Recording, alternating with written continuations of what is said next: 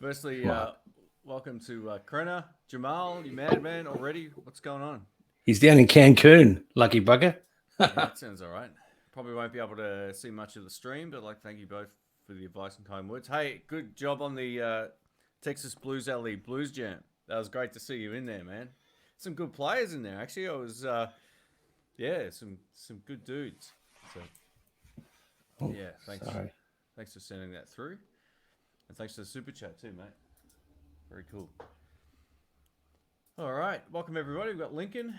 Hopefully everyone's still around. I bumped this back just a few minutes to get some stuff sorted out here, so um, we should be good to go now. Welcome. Let us know where you're from. Yeah, there you go. Josh says, yeah, good job on the TPA jam. Yeah.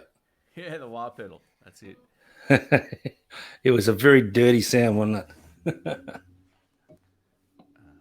able to catch your live streams, Dr. Rick breaking out the 59. Well, today I think you might have something a little different. What are you using today, Rick? I'm using the Vola. Sorry. For some reason. Here we are. That's better. Yeah, so the Vola Oz with the roasted maple neck, which just feels so amazingly comfortable and beautiful. So that's great. Loving It's got a built-in iPhone 3 on the top on the headset. it. Yeah, that's right. One of the original. Exactly. They're about this big. Is that one of those TC tuners or whatever? Yes. Yeah. Yeah, cool. It's just great. It just works perfectly. Oh, thanks for putting the message out there, mate. I appreciate that. I just saw your message in the chat. Yeah, no, all good, mate. All right, awesome. So I'll grab my guitar in a minute. Bill's looking to get an Oz as well. That's cool, mate. You're gonna love it. They're super cool guitars. Yeah, absolutely. I'm loving it. Absolutely loving it. All right. I'll see if I'm in tune too. I'll grab my Yeah. So I'm gonna use the Tone Master Twin like last time. Great. I think the Kemper might be maybe on its way out. I've been thinking about it a bit. Yeah.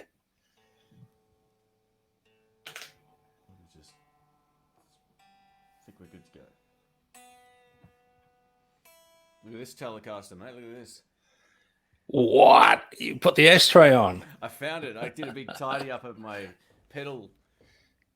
Yeah. I got a thing of pedals, and I was like, oh, that's where that went. So I put it on there just so I can put it in the case when the time comes. So Yeah. check this out. Yeah, something nice about this clean tone. Oh, that is beautiful. Is it the reverb from the amp? Yeah, it is. Yeah. Yeah.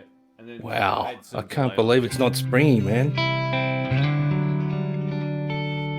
Can we get a volume boost on my voice or?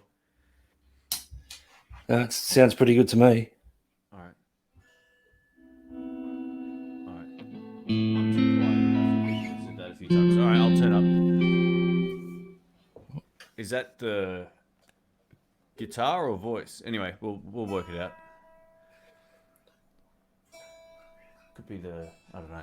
Should be all right. Hopefully now. Should be better.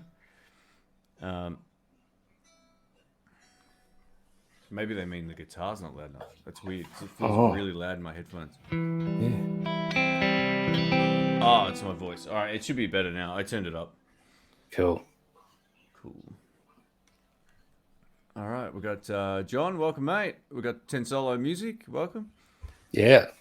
Very cool. It's Emery. Yeah. So Emery was saying his son had a double-header baseball game. So I hope they closed it out early, Emery, and they whipped them. Either that or it's raining. He might be on his phone. Who knows?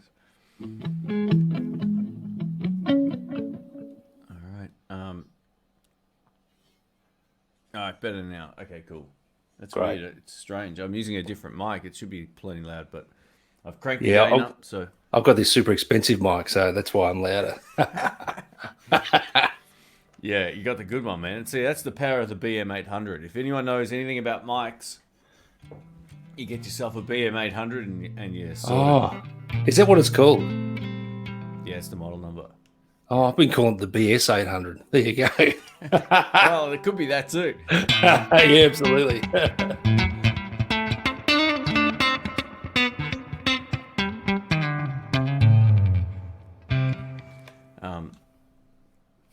Yeah, got rained out. Okay, very cool. Hey, Landon's here as well. Welcome, mate. Is he? Hey, Lando.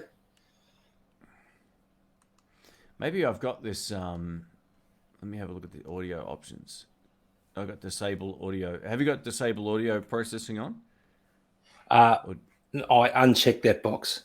All right, I'll uncheck it as well. That should level things out anyway. So. Oh, you got louder then, I think, mate. All right, that's what it is.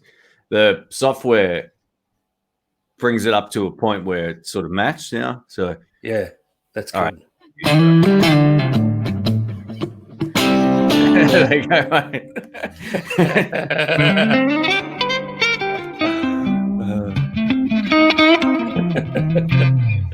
Exactly. 800 times a minute. That's my sort of going rate. BS. Yeah, Rick's mic is gold as well, so it's got to be better. It is, mate. It's very blingy because I'm a diva. Todd says he wants to buy a Dr. Rick t-shirt.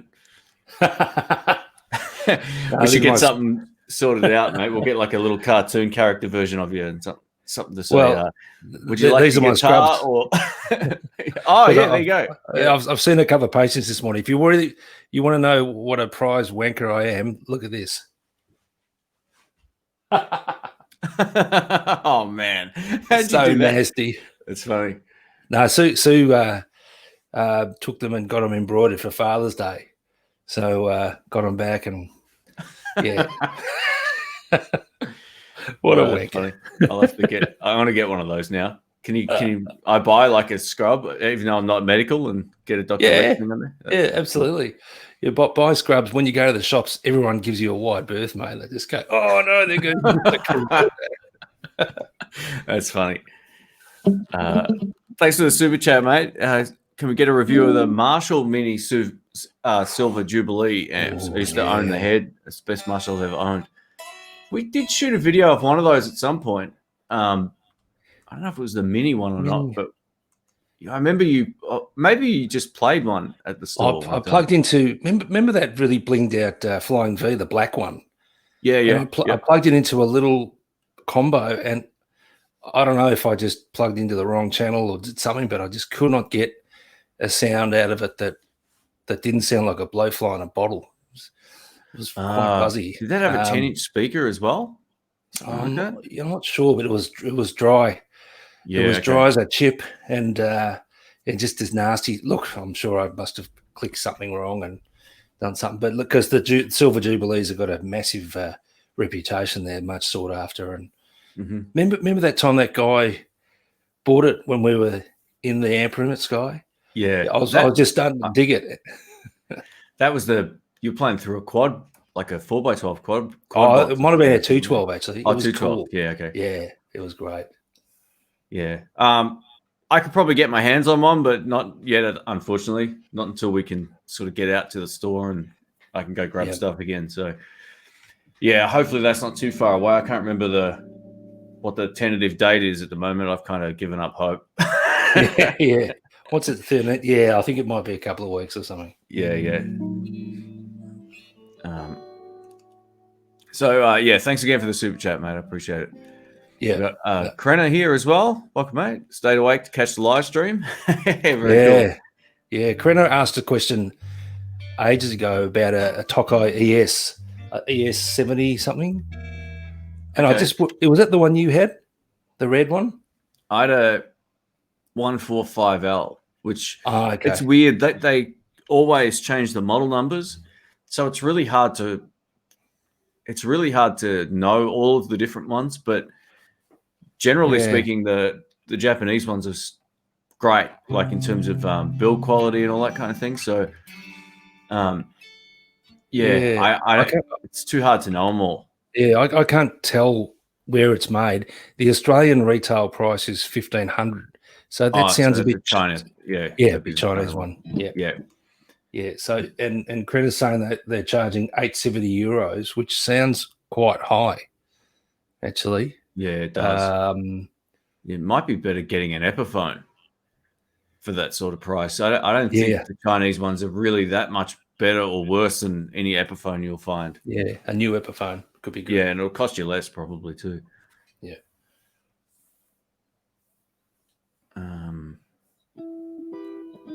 All right. Looks like the audio is much better now. Everyone's yeah, sorry about that. There's all these weird audio settings that, and we can't tell. Like, it sounds fine to us, but it's when you've got another, when you're not part of the stream, that's where you notice the biggest difference. Now, Rick actually changed the pickups in here originally, and then after that, I was able to put these in and out a few times when I tried other pickups. But yeah, I've still got the Bardens. Yeah, this is a nice guitar. Sounds great, man. These pickups are just, when you're not looking at them, they're single coils. Yeah.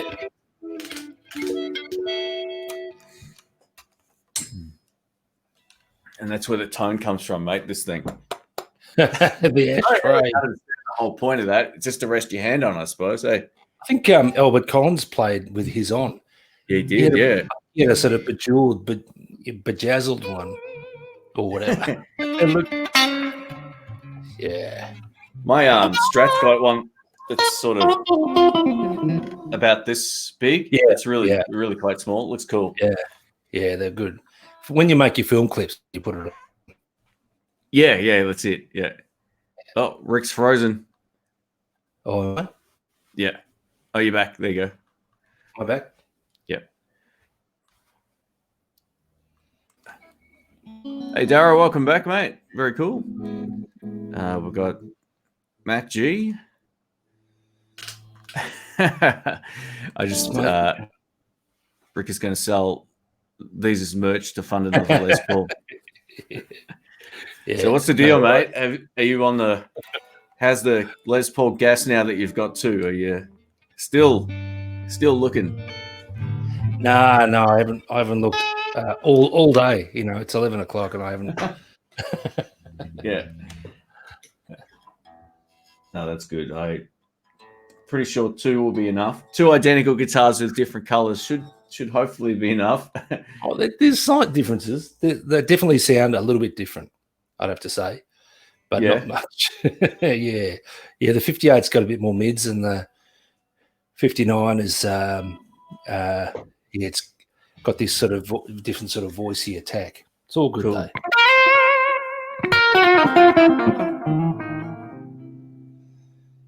Yeah. Can I recommend a place in Melbourne to get a refret done? I would say probably go to Ruben's.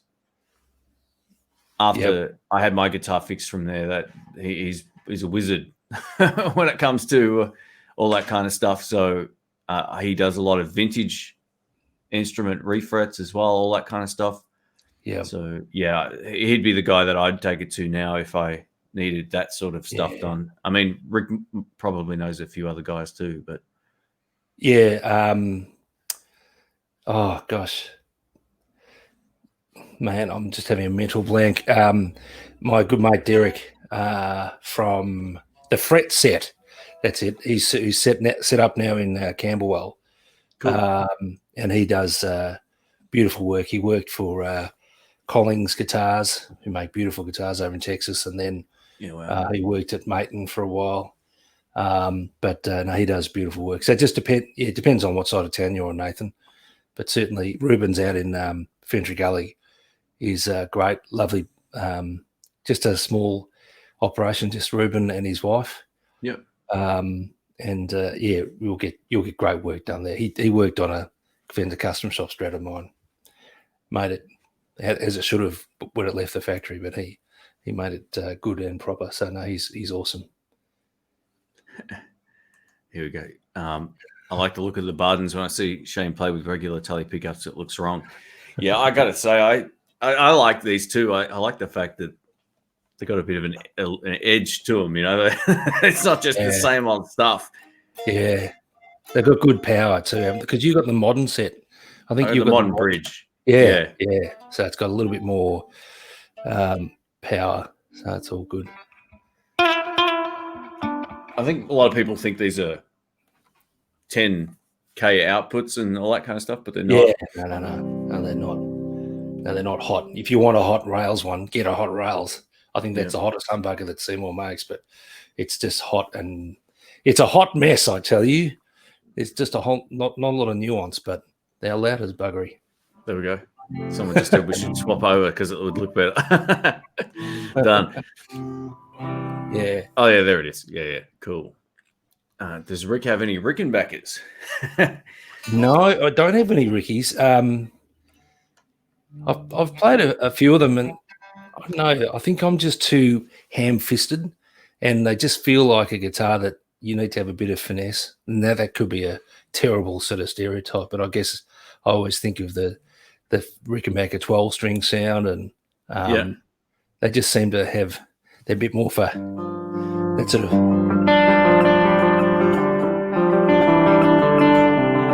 of chimey thing, which I'm into, you know. So just not really, but I love the sound of them. And if I was a bass player, I would have a 4001 bass in a heartbeat. I love the sound of those basses. They just rock and roll. Jeff's got one of those Rickenbackers. He does, and I remember him playing it. Yeah, it sounds pretty cool. I mean, it's got that sort of clanky sort of sound, but it's perfect, and they look ridiculously cool. I think the only downside to them is that they weigh quite a lot. I remember. Do they? Yeah, I think it could be that one, or it could be his Music Man. But there's one of them that weighs a ton. It's like that's the reason why you don't see it much. But it sounds cool. Yeah, absolutely. Yeah.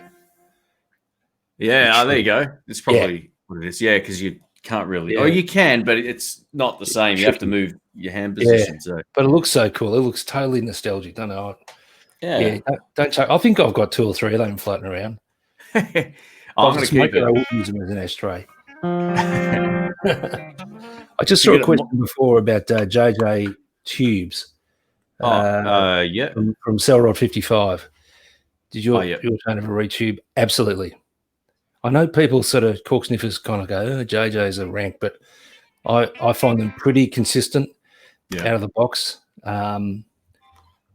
Very few have failed. Yeah, good price. Yeah, reasonable price. Not $300 a tube. So I reckon they sound fine. Yeah. So no, I got no issue with them, and they seem to be in plentiful supply as well. So no issues with me. Yeah. No, I've put them in PVs and the Excelsior and all kinds of amps over the years. They're pretty good. Vox as well. I think I replaced a couple in a Vox. Yeah.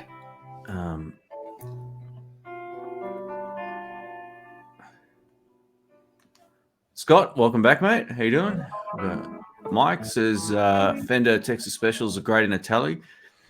Yeah, I haven't actually owned Tele Texas Specials before, but I've seen them. They used to come stock in some model at some particular point in time. Yeah, it's true. They're really pretty savage sort of sound, really sort of rock and raspy kind of thing going on.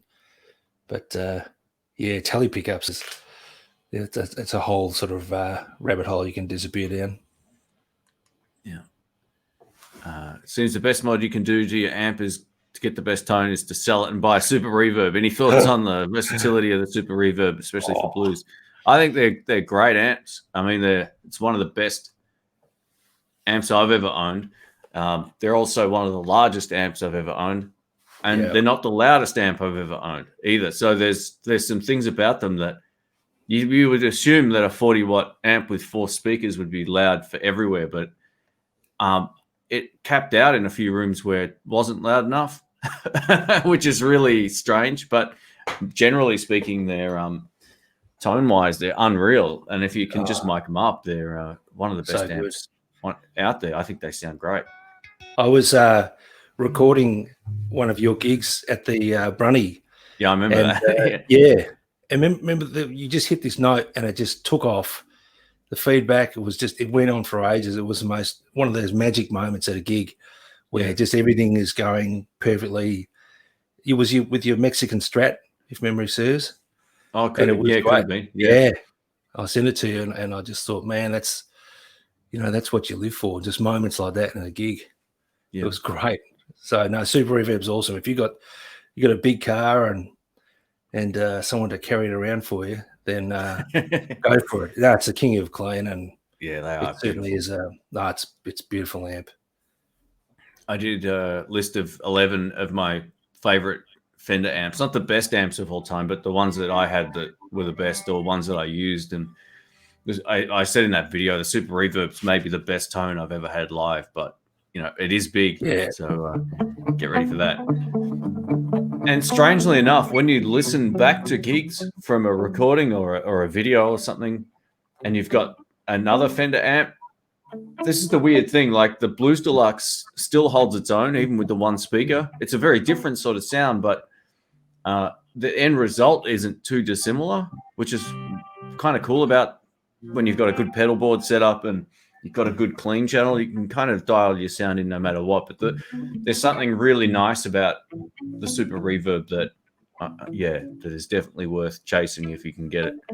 They've gone up in price so much. Like I got mine for an absolute deal. Now they're nearly $3,000 or something, I think. Yeah, it's getting a bit silly, isn't it, really? Hey, Jamal's back. Welcome, mate. We were saying before, well done on the Texas Blues Alley Jam. That was super cool. Yeah. And thanks for the super chat too. If you missed our thank you. Yeah, appreciate thanks, that. mate. Yeah. I don't think I've ever heard Jamal play. So it was great. Yeah. I don't know if I had either, actually. So, yeah, that's good. It was just down and dirty. The wire pedal thing's it's a lot of fun. I had mine out too, actually, but I didn't hook it up. I'm one cable short. We've got. Have you guys heard of Industry Music in Australia? I can't remember what city it's in, but it's Leichhardt, New South Wales. No, I haven't actually. Leichhardt. I think that's Leichhardt. I don't know where that is in New South Wales, if it's near Sydney at all. But no. Yeah, sorry. No, I don't know that place either. Are they a distributor for you, Emery? Mr. Bogut says, is that a 65 Deluxe Reverb in the corner? That's the twin. It's just further back than it probably. It looks smaller because it's further back. But you can only see one of the speakers.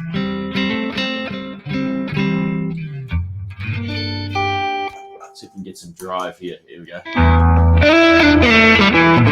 Oh, clipping. Let's bring that down. That's the sound of rock and roll, man.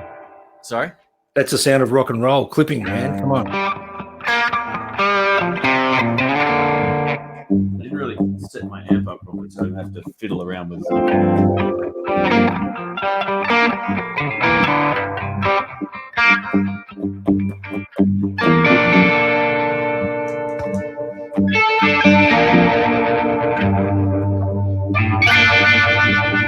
Sounds a bit dry. I might just tweak the treble a little bit. Yeah, I got it up at 8. There we go. It's got that underwater sound again today.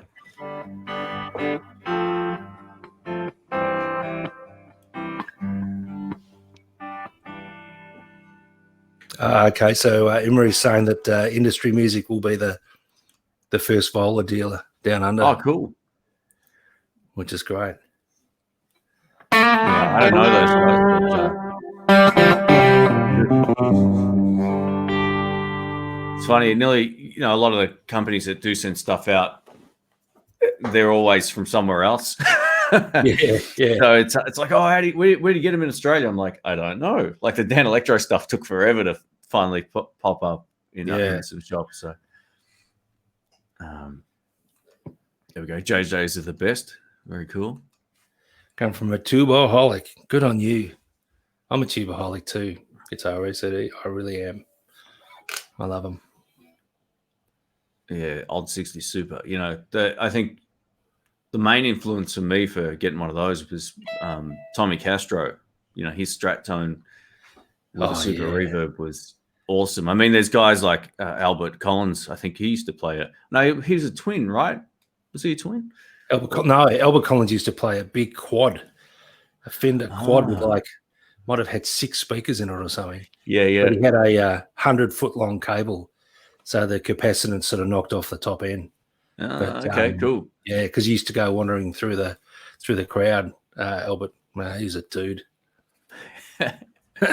He looked like a huge guy too. I don't know how big he was. Like Albert King was massive. Yeah. Oh, yeah. I don't think Albert Collins was that big, but yeah, Albert King was a big. He was like a linebacker, as they call it over there.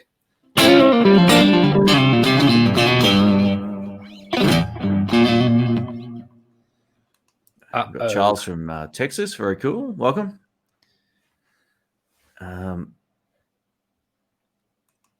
Would love to see an Epiphone Les Paul special versus Gibson Les Paul special.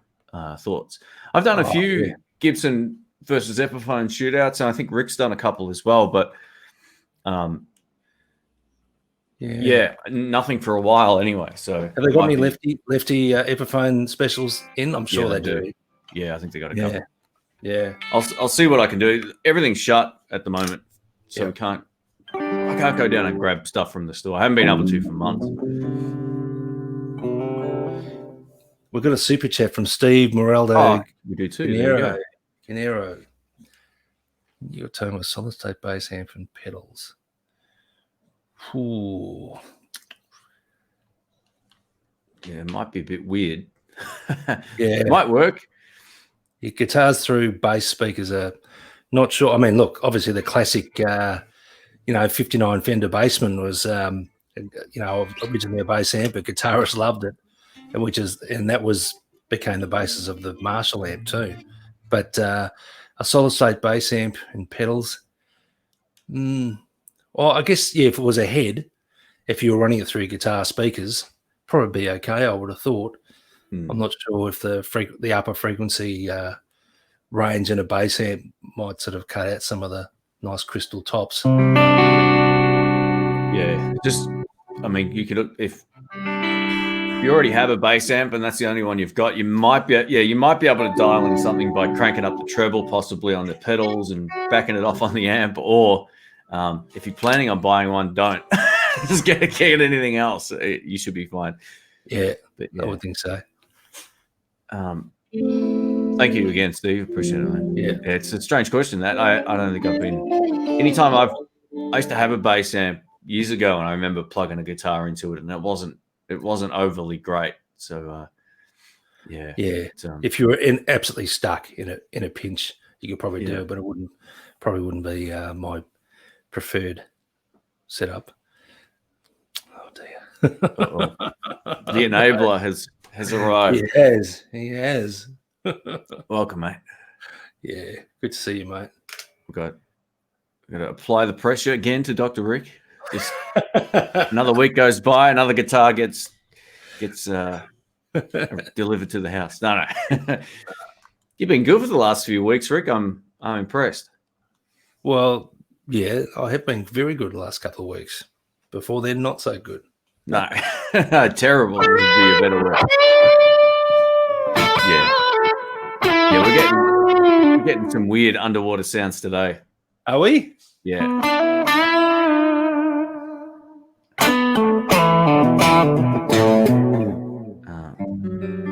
William says, I love the sound you get with the Talia. I really like the red one. Also, don't remember what the red one is. That's the Pure Salem Mendiola. I'll type it in down the bottom here so you can read it.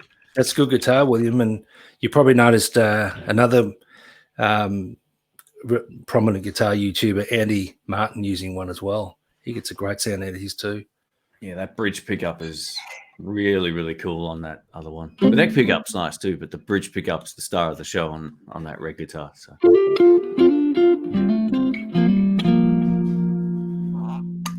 metallics are nice. Start with a good clean tone, you can't go wrong.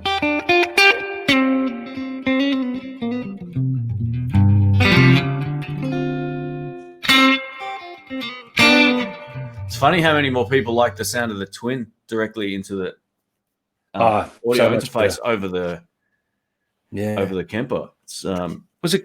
It just sounded like it was clipping a bit again there, was it? No, it's not.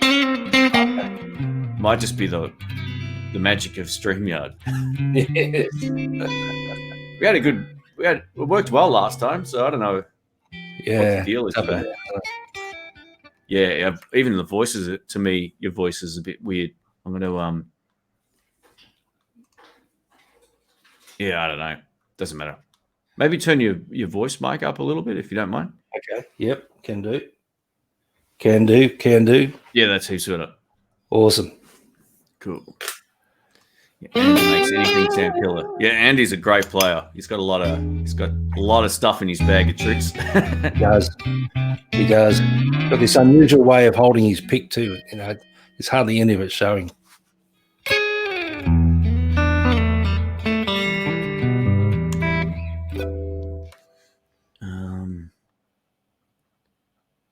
Do either of you guys like JHS pedals? You know, I haven't gone out of my way to buy any of his stuff. Not that I don't really like them, but I've just not really I haven't looked into it enough. I know he makes some good, he makes one cool pedal that's kind of like every tube screamer in one. That's right. It's the bonsai, I think, isn't it? Yeah, that's the one. Yeah. Yeah, the green one. Yeah. Well, I've got an Andy Timmons AT Plus pedal because I love Andy Timmons guitar tones. They're just great. It's cool. There's nothing wrong with it. Yeah, I just haven't really just checked out his stuff. I'm not too sure what it is. It went on my radar for years. That's pretty much it. It's a good question. Do you think, when using pedals, do you think it's better to turn the amp down for the desired volume or up to keep the volume of the amp up? Yeah, I made that mistake for years, not having the amp loud enough and then running the pedals. So there's no right or wrong, really, but I remember you saying years ago, Rick, turn your amp up more to start with. Yeah, I don't think I've ever been accused of not running my amp loud enough, ever. Yeah, and it gives you want your clean to sound great.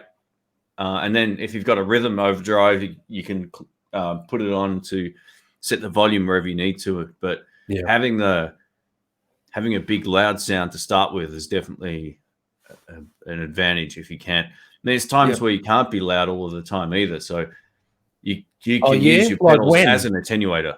When is it not? No, I get that. Yeah. Mate, I'll tell you what. I think having your amp up and also having the level out of your pedal just a little bit above unity just means that it hits that front end of the amp, and it's a lot more sort of touch sensitive. If everything's sort of turned down, I think it becomes a bit mushy and over compressed. So I like to hit the front end of my amp a bit hard. So just a signal, just a fraction over unity. It just seems to be more solid and also responds better when you turn down on the volume of your guitar as well. So that's what I reckon. No, it's never better to turn your amp down, Michael. Never. Don't ever do it. Yeah. No, definitely it is a feel thing. Absolutely. The having that big clean sound behind you or off clean loud is definitely it gives it a great feel. I mean, if you're playing at home, as I said, nothing wrong with using the volume of your pedal to get the volume output. I do that when I'm just jamming around at home. So if you can get your amp up, it records better, it sounds better. Yeah, definitely. Old Fender heads are some of the best sounding blues amps ever made. The Bassmans. I'm always been the biggest fan of Bassman amps. I don't know, they're a bit bright for me or something, but I've never played an old one. So you get a great tone out of them when you turn. There's another good example of an amp you have to turn up to get any usable sound out of. Just crank it up. Crank it up. Crank it up.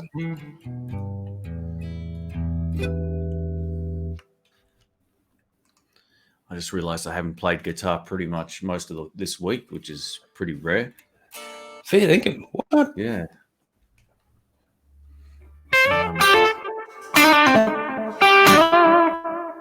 Yeah, you got this underwater thing going on for me today. I don't know if anyone else can hear that or not, but yeah.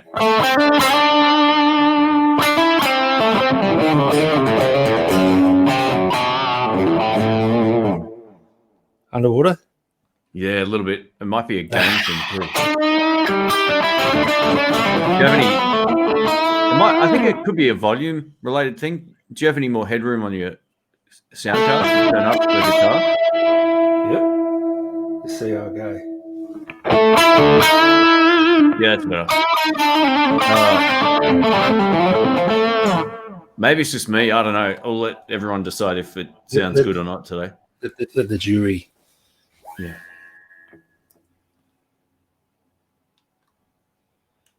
Just crank it up. My word.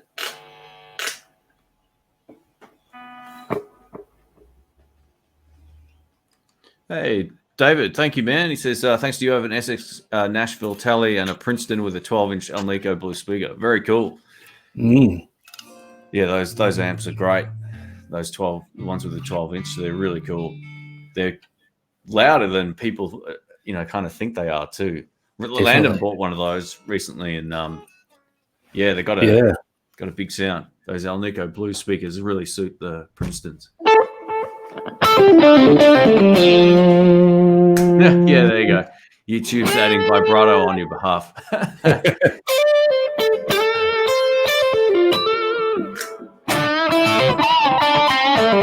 No, the problem is it doesn't sound good to us, or at least to me anyway. So it's going to sound horrible to you guys. But have I got any underwater?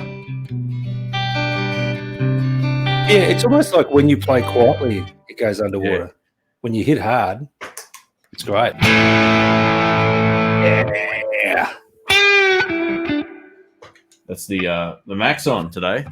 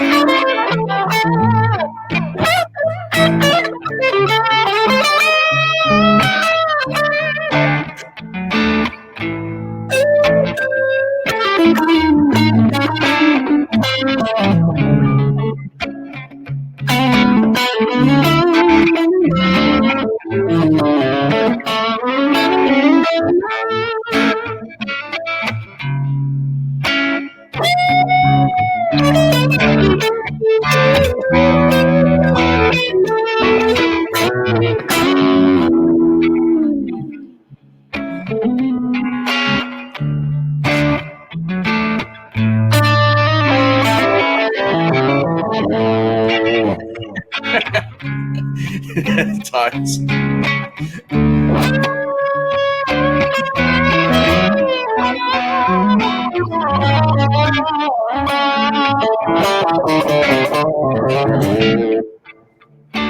Yeah, Rick's underwater. Yeah, the underwater thing going. What? Come on. The sound. Look, it worked fine last time, so we're at the mercy of the hosting provider here. Good old StreamYard. Yeah. Oh. That's rock and roll.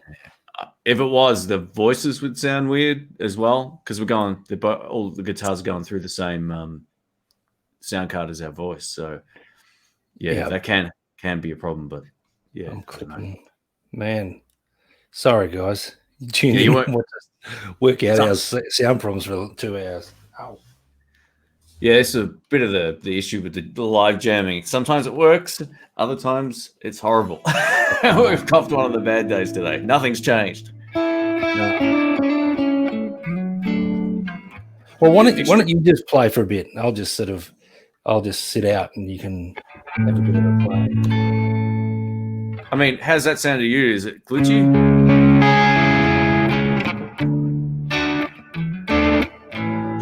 Yeah. Sorry? Yeah, it's glitchy when you play quiet. It's so weird. I just And it's all right when you play loud like that. That's right. Yeah. Try again. Just play something.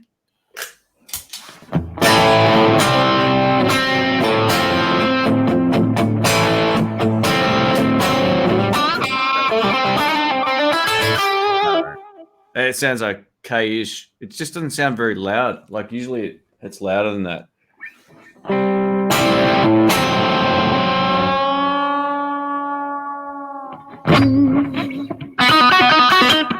Yeah, here we go. bit of anchor. No, Bill, the maniac from DC. He's outside, crazy man. Oh man. Oh dear, Bill. What are we going to do with you? We were going to ban him from super chatting, weren't we? Come on. Yeah, embarrassing, mate. Thanks, mate. Any suggestions? Didn't buy anything this week. Wow. Far out. You got to let us know a little bit more about what you actually have on hand as well, because then we can throw some ideas at you. Yeah. But wow. Can you hear a snoring sound? Yeah. Right. She's on the ground. Oh, you can't really see her. Sorry, man. Yeah, I can just see a collar and head there. Yeah. How's she doing? She must be getting old now. What is she, 10? Hey, she's 9 now. 9. Hey, you 9? Hey? She's like, let me sleep, damn it. Too much guitar. Yeah. Yeah, Bill, I don't know, mate. I'm going to have to rack my brains now because I don't know. Yeah, I don't know enough about your setup. But I'll tell you what, Bill, like, the Iridium is probably the best thing I've bought in ages. It's the amp that I'm using now, or the amp simulator, rather. Gives me that underwater chorus sound. It does. It's what everyone wants.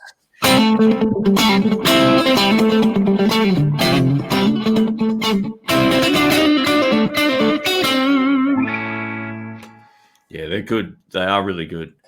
It's sort of a great way to record at home and just being able to plug straight into the sound card without any of the complex. You don't need an iPad. You don't need an iPhone or anything. You just plug in and play, and that's straight in. Just grab your $800 headphones and plug in, and away you go. You've got to get a set of those Katana. What was it? The Wazza Air headphones. Yeah, $700 Australian. I didn't really. Yeah, it's weird. I thought I'd just make a bit of a fun video with that. I didn't really want to just do a straight review. I thought I'll have some fun with it. It was weird. I didn't like the fact that it was moving so much. All you'd have to do is move like that, and all of a sudden it would be swinging around. Not swinging around, but it would move to. Didn't feel very realistic to me. I actually preferred it when it didn't do any of that, and it sounded great. Yeah, absolutely. He didn't understand there was a headphones, mate. That you got to give him a shot. Look, I don't really know what to suggest to you, mate. I don't know enough about what you've got in your rig. But Bill's got a Strat, a Tele, a Blues Junior, and a Princeton. So, and you've got an overdrive. I think you went and got a tube scream, didn't you? I reckon. Get a Marshall. Sorry, yeah, go ahead. Look, you know what? That's a pretty great desert island rig, I reckon. Strat, Tele, Blues Junior, and a Princeton. I don't know. Oh, yeah, gosh. How about a wah? You could go get a wah pedal. Yeah, a wah. Yeah, I just use where is it? The Jim Dunlop GCB 95F. I love that thing, and they're not expensive either. They sound pretty cool.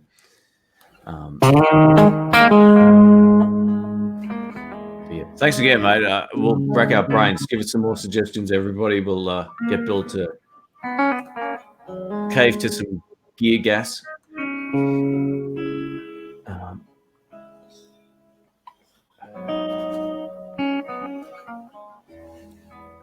Watching tonight's stream while playing on one of my Gretsch guitars. Very cool. Yeah. Now, Gretchen nice guitars, they're all right. Nothing wrong with those. Yeah. The only ones that I have trouble with are the White Falcon ones. They're so big.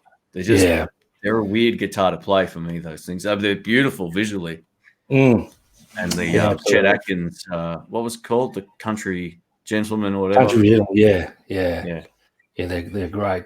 I love Brian Setz's sound on his 6120s. It's such a great sound.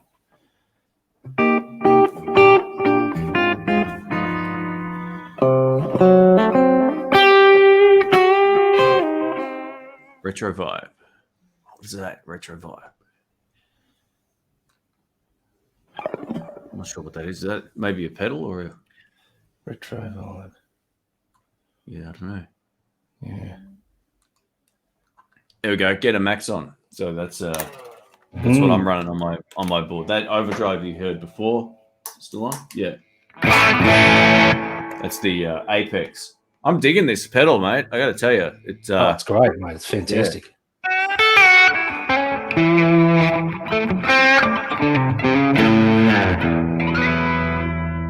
Yeah, it's pretty cool. Yeah. Oh, look, Emery's just chimed in. A Vola, of course. You need that. There you go. The sort of straddle that, because I'm loving the humbucker. Like the single coils are great, but the actual humbucker, and I think they're Vola's proprietary brand humbuckers. Yeah. Like it's just it's a great sound. It really is.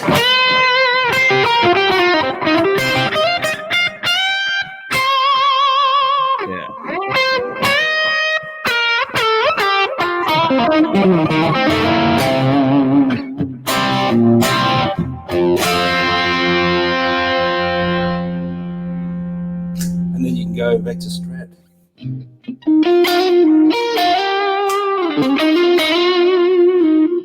It sounds pretty balanced too.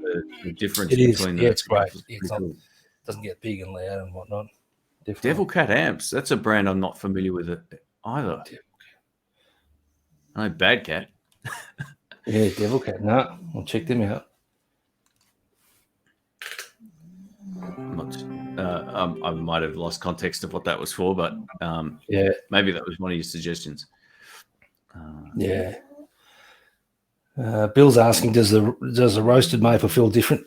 It's not sticky at all. Again, I don't know if you can see, but it's got this really matte finish, and it just feels so comfortable in your hand too. It's a good size neck too. So yeah, I think it's like a 50s. The snoring's hilarious. That's right. Yeah.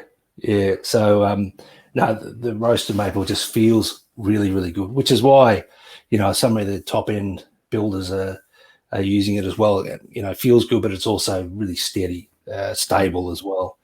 You hardly ever have to twist the truss rod, by all reports. It looks great as well. I actually really like the look of it. So no, absolutely, it does. It's really good.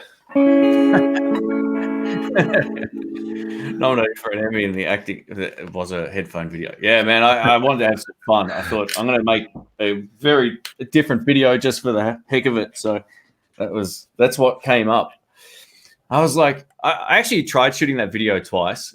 I did it, I don't know, maybe 2 months ago. And I just went, it's the same video everyone else has done with it. What else can I do? So I deleted it, came back and tried it again. And that not saying anything for a while was inspiration from a video I saw of Unboxing Therapy's YouTube channel. I got to give him credit. He's great. Lou Later, I think his name is. He unboxed the funniest unboxing video I've ever seen was he bought, Apple released their. Oh, hang on. I'll put you. Sorry, you're all hogging the screen there, mate. Apple released these $800 wheels for their computer. Like all they are these caster wheels you click into the bottom, right? $800. Are you serious? Yeah, super expensive. That was $800, I think, US dollars possibly. I know he's Canadian, but anyway, and he didn't speak the entire video. And I thought, I was like, man. And when I found out the price of them, when I finally looked up the price, I was like, what? $700? It's all kinds of crazy, isn't it? I'll just not speak for a while. Yeah.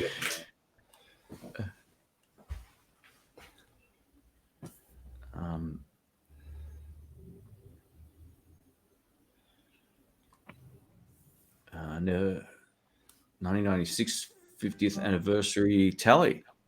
Oh, very cool. 1996. So, okay. So, yeah, that gets confusing with Fender because I had a 50th anniversary Strat, but it was, maybe that, what year was that? 2004? Possibly. I lose track of this stuff. I can't remember when I got it. But yeah, the tally's an older guitar, so maybe that makes sense.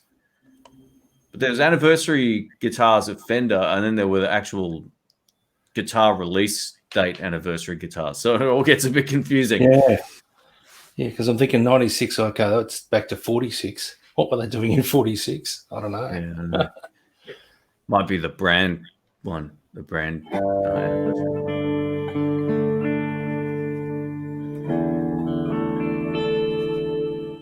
Made in Statesboro, Georgia. Okay, cool. Thank you. Statesboro Blues, yeah.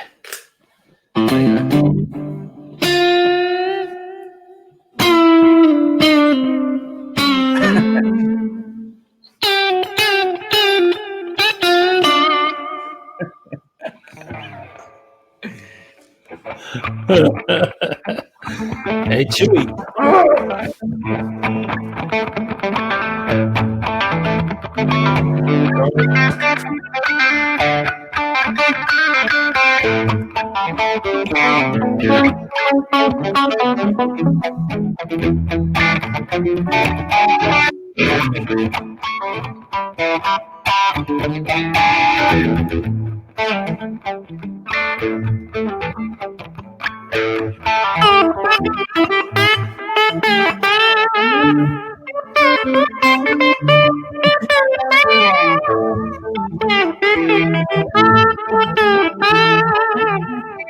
The sound is horrible. I'm hearing I can barely hear. I've got my guitar's not loud. It's weird, isn't it? Yeah.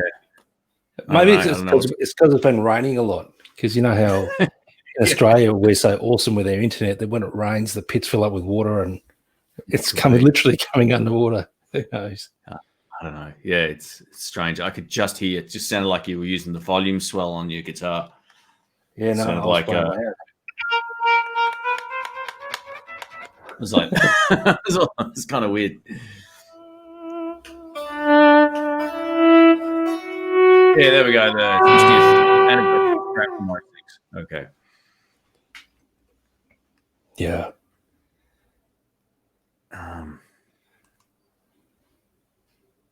Okay. Well, that's interesting. I don't know how that would fix it, being that clearing browser. Jeez, how do you do that? It's just I'm not gonna do that now. It's too much fiddling around. But thank you. Thanks for the tip. Maybe it's the way to go.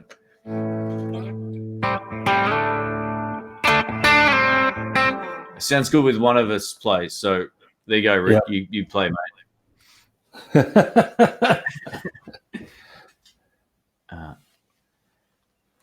This 70s cooking shop Strat that Ryan played. I don't know, man. I got no idea. I don't remember what guitar that was either. 970 custom shop Strat. Maybe check their website if it would have been a right-handed one.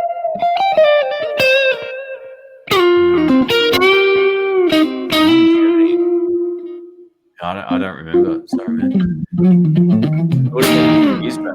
I don't remember that at all. Because that would be a big headstock. Gee whiz. No, I don't remember that at all. Oh, man.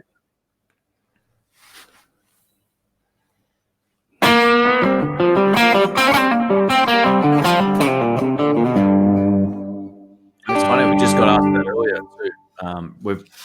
Rick's played a couple of the heads and one of the combos. Combo didn't sound great, but the head and box sounded okay. The head was great.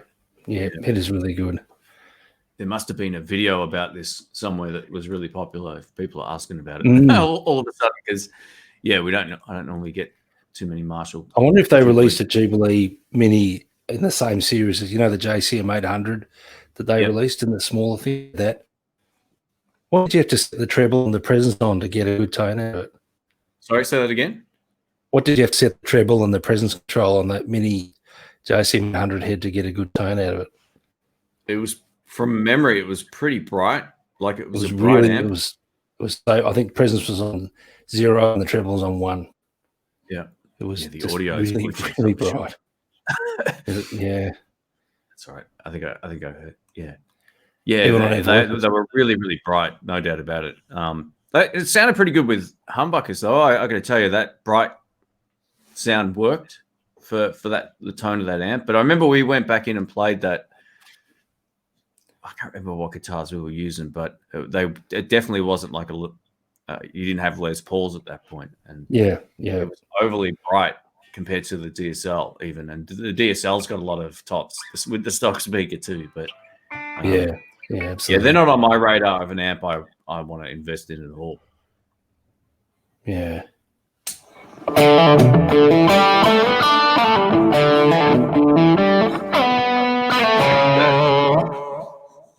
That's the hallmark of a great gig. Let's do lead at the same time. I love it at the blues jams when two people on opposite ends of the stage are soloing and they're completely oblivious to each other. That's right. The sign they're in different keys as well. It's even better. Yeah.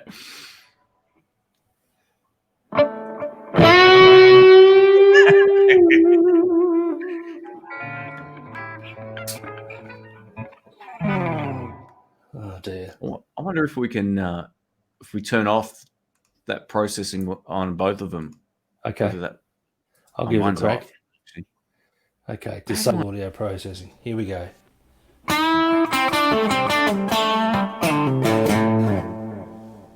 Pretty good. Still underwater? No. I think our volumes might have dropped a bit, but how much of the sound card lights up when you play guitar? And now it's clipping. Oh. Maybe that's why it was going funny. That's weird. I don't know.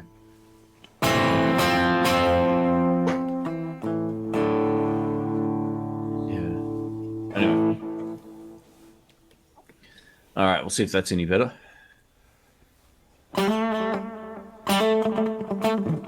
Now I can hear myself. I'm going to turn mine back on. I think I can hear myself in the headphones.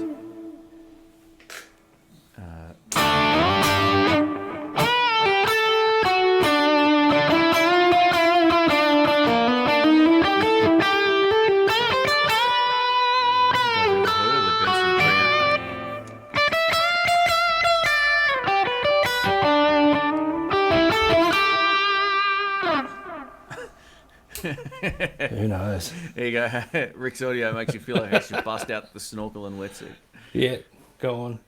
Bit of wet work, why not? It's so weird. It actually worked great last time. So it did, didn't it? It's just yeah. It's hard to know. Yeah. Although Proteus is saying that the sound works better, so who knows? Yeah. I know when I can't hear you properly, everyone else probably can't. And then there's other times where we can hear each other fine, but no one can hear us properly, so it doesn't make any sense. This Benson preamp pedal I've never heard of, so no. I'm not too sure what that is.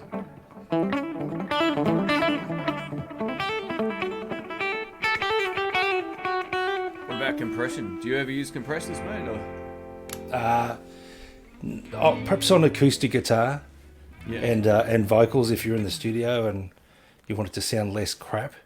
And probably bass, but guitars. No, I rely on the valve or the tube amp to naturally compress. If you play loud enough, you'll get valve compression for sure. Yeah. No, I don't use them either. They're handy when you're doing recording, but I always add that in later. If I'm gonna mix an album, I won't add compression to the guitar track Yeah. because then you can't That's take fair it enough. off. Nah, you're stuck with it. Yeah, it can be great for just getting a good balanced clean tone, but yeah, it's not something that if you play blues, for example, you won't like the feel of it. It will take away all the dynamics and subtleties.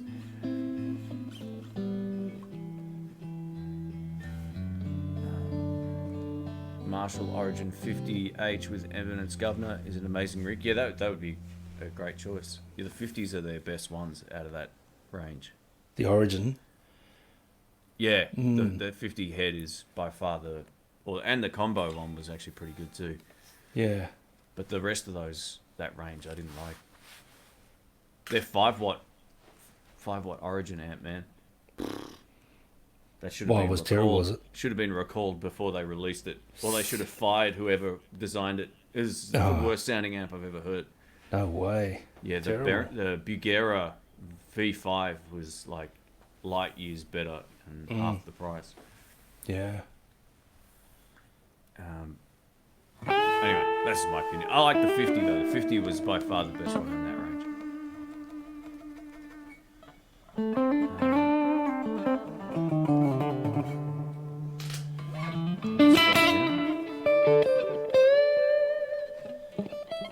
Excuse me. Bill's saying that some of the local bars are having live music tonight. Good on you. You Oh, that's lucky cool. people. That's good. Yeah. Yeah, What do we get in Australia? we get this, mate. We get underwater blues in your lounge room. Come on. That's the best.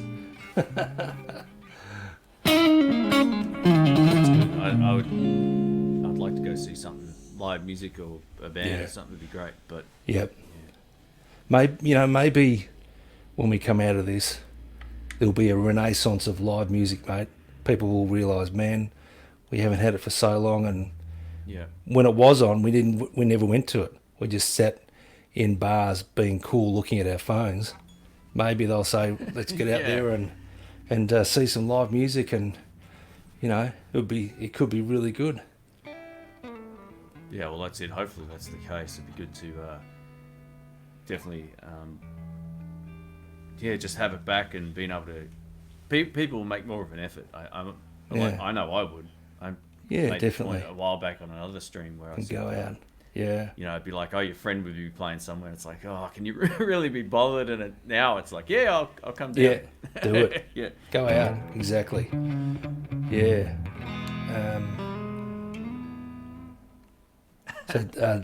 Dara in Ireland it's 3 a.m. over there. He's going to catch some sleep. So thanks for tuning in, Dara.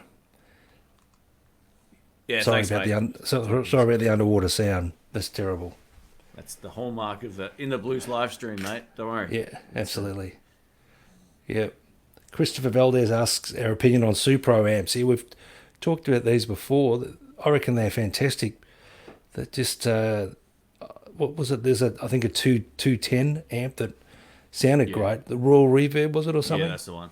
Yeah. Weighed a metric ton. It felt like it was literally bolted to the floor. I don't know what's in them, but I thought it sounded good, but I just would never have got it because it was just prohibitively stinking heavy. Yeah, the other one I loved was the Rhythm Master, which had a 15-inch speaker. Oh yeah, that was really good. But same thing, just way too heavy. I think they're great, but yeah, you can't lift them, so it's a deal breaker. Yeah. Hey, we've got Hutch here, mate. Welcome. Very cool. Hutch has been around since the beginning of the channel, pretty much. Hutch so, from BA. welcome, Now, what's BA? Hutch from BA. Is that a thing? I thought he was from Washington, but I don't know what BA. Maybe, I don't know. I'm not too sure. Bachelor of something. No. Not too sure.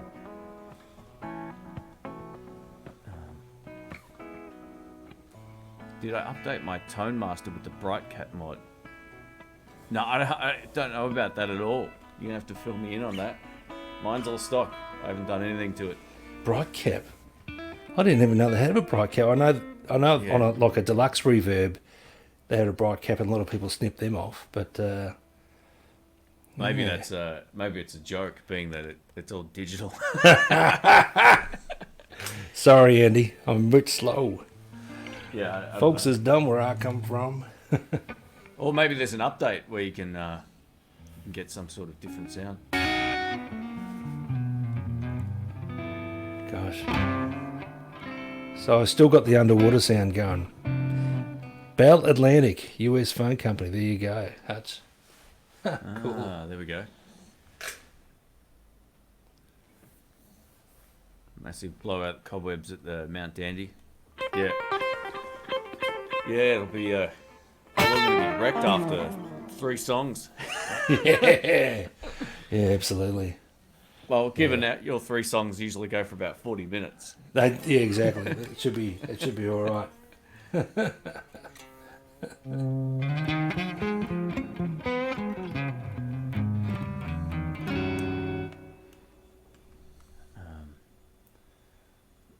Scroll down.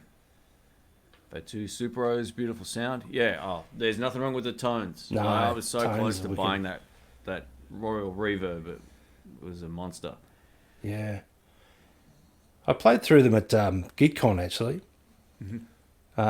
But yeah. I'm not quite sure where they sort of fit in the sort of amp market. But Kind of like a Fender. yeah, with That sort of thing. yeah, A lot of, a bit more sort of- rock and roll maybe.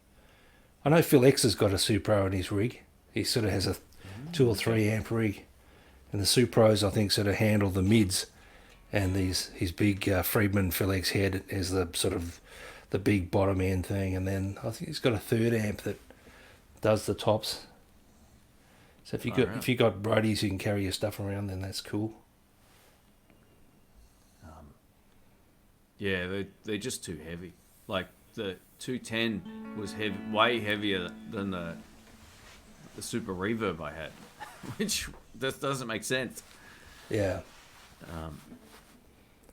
Some people complain they're slightly overpriced as well. I don't know if that's the case or not. I can't really remember, but yeah, I see a lot of comments saying, oh, they shouldn't cost as much as they do. I'm not sure where they're made either anymore. They're made in America. I think they're made in New York State, actually. Oh, okay, cool. Yeah.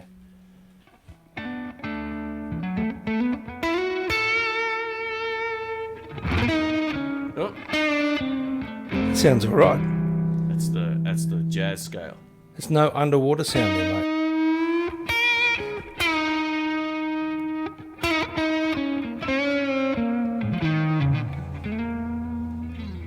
Yeah, I don't know why it does it. It doesn't make any sense. Yeah. Oh, there's a firmware update. Okay, interesting. Cool. Thanks for the heads up. Whoops, wrong. I clicked the wrong thing. Andy. Funny thing about that is, they say that there's a USB port somewhere underneath the head. I can't find it anywhere. What, on the bottom side of the chassis? Yeah, like if you flip the amp upside down, and so you can see the head, like the amp head part. There's supposed to be a USB port there. I couldn't find it. What a great design. Isn't that fantastic? Where Yeah, they would we wanted put to it? put Where it- it's- Yeah, I don't think they wanted a USB port on the back for visuals. They wanted it somewhere else. But I remember looking at it when I first got it. I haven't looked for it recently, but yeah, I'm gonna have to find out what the deal is with that because yeah, I couldn't find the port, and I looked at the initial design of it. There was like not an instruction manual, but someone posted something about it online, and I was like, I don't have a USB port there, so I don't know what the deal is, but. Anyway, I don't even know if I really want to update it. It sounds great. Sometimes, like, as long as it's something that improves the sound, maybe it's worth Yeah. doing. I don't know. I kind of like the way that it sounds. We got Southside Guitars here. Welcome, mate. Always moves every time I go to click on one. First time catching you live. I have nothing to say. Well, there you go. You broke the ice. That's a cool looking amp and guitar rig you got there. The old Gibson amp. Yeah. Looks like Looks very great. cool. Victoria. Yeah, Victoria amps. They're great. Yeah, I've got one downstairs somewhere. that's my Just amp. don't know Mate. Come where. on. Have you actually switched that thing on in the last 3 years? I think I did because I had this fit of like panic, like, what if you don't put power through them for a while? Do they just shit themselves? But no, it sounded great too. Yeah, cool. Then I put the cover back on and I lost it. That's cool.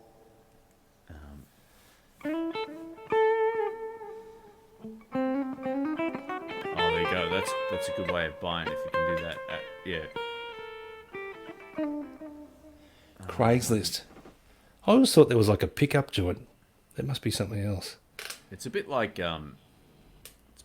what was that newspaper we used to have called Trading Post kind of thing? Tinder? No. No, like it's just a buy sell. Oh, Buy, is sell, it? swap. Yeah, it's like Gumtree kind of, but Buy, it's sell, all swap, basically text gear yeah. and sexual favours. Gotcha. I think Craigslist is everything over there. Like it's not. Yeah. Yeah.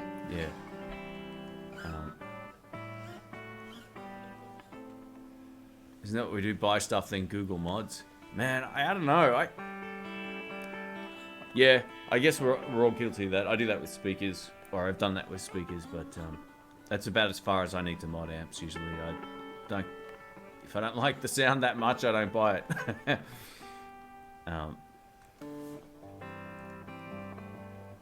An amp head over a combo. Yeah, Rick's definitely used amp heads before, but I think he's over it.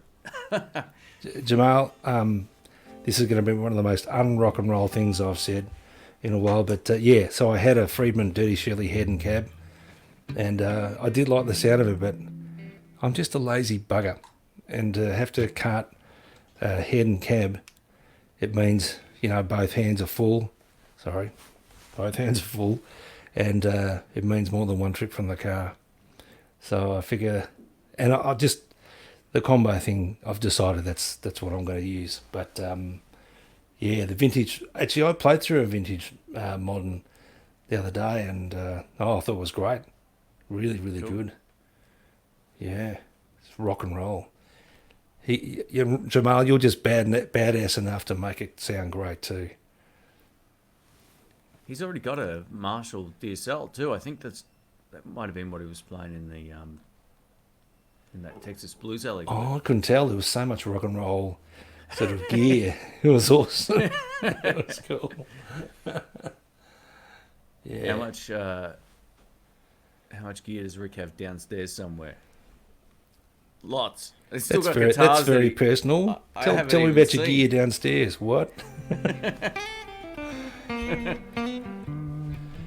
Yeah, a fair bit beep. Well, yeah, as I said, once we come out of this lockdown thingy, it might be time to have a fess up. I'll get all the gear out and we can air our dirty laundry. Got to do a new. Must have cut my head when I shaved my head.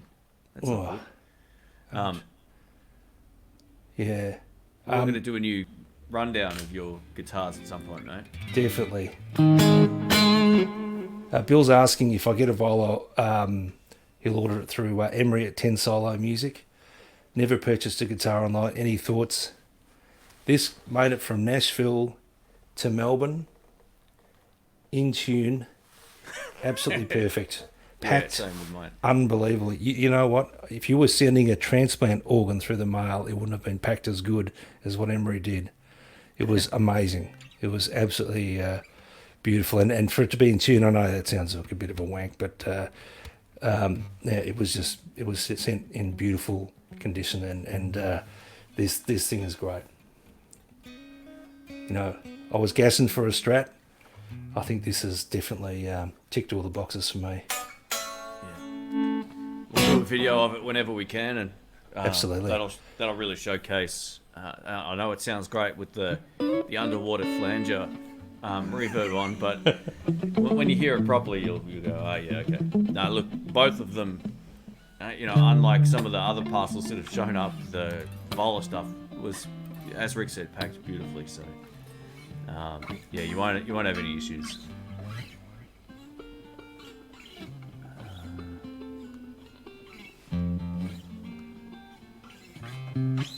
What guitars we're playing? So yeah, Rick was just playing the one that he mentioned, the Vola Oz. Yeah. RMN. I've got my old school Fender 52 Tele out today because that was the only guitar I had out of the cupboard. Yeah.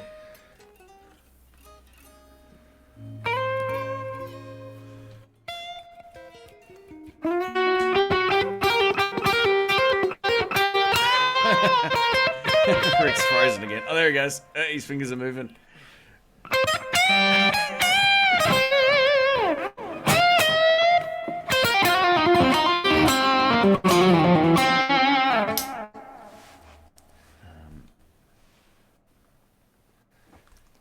Yeah, the guitar count. Yeah, you know what? I'm not too sure how many I have. And should I count the ones that I've got up for sale? Because I don't think they really count as part of the collection. They're on the way out. Yeah, so everything I've got fits in those cupboard doors back there right now, which I'm quite happy about. Yeah, except for the bass, which is sitting there because I don't have a case for it. No, everything I've got fits in one of my two houses.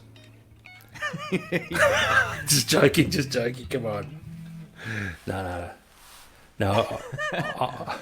I'm thinking. To be fair, Dave K can't fit all of his stuff in one house, so he's literally got gear across multiple places. Really? Yeah. Oh, that's wicked. It's pretty bad. Oh, good. Lexi's gone. I can step back a bit. Any chance of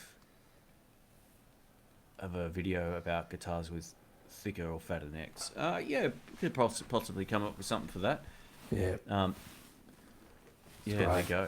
They just feel really good. They really do. I actually prefer the neck on the Vola over this. This feels really thin now compared to. Does it? Yeah, and that's compared to a the 50s other U, Tele mate. I've got. No, not this one. This is the 52. This is a much thinner neck than the original series one. The original one is fat as. This isn't quite. It's maybe a bit. Yeah, this was a fat neck until I played the U, and I went, oh, okay. So yeah, you got it. Yeah. This guitar's not going anywhere though. I love it. Yeah, no, this feels really super comfy.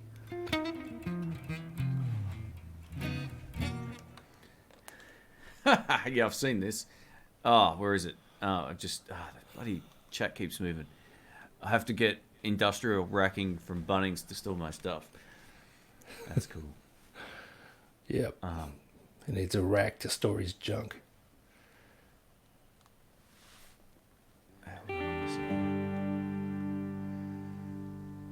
If it arrives out of tune, does the warranty cover a retune? No.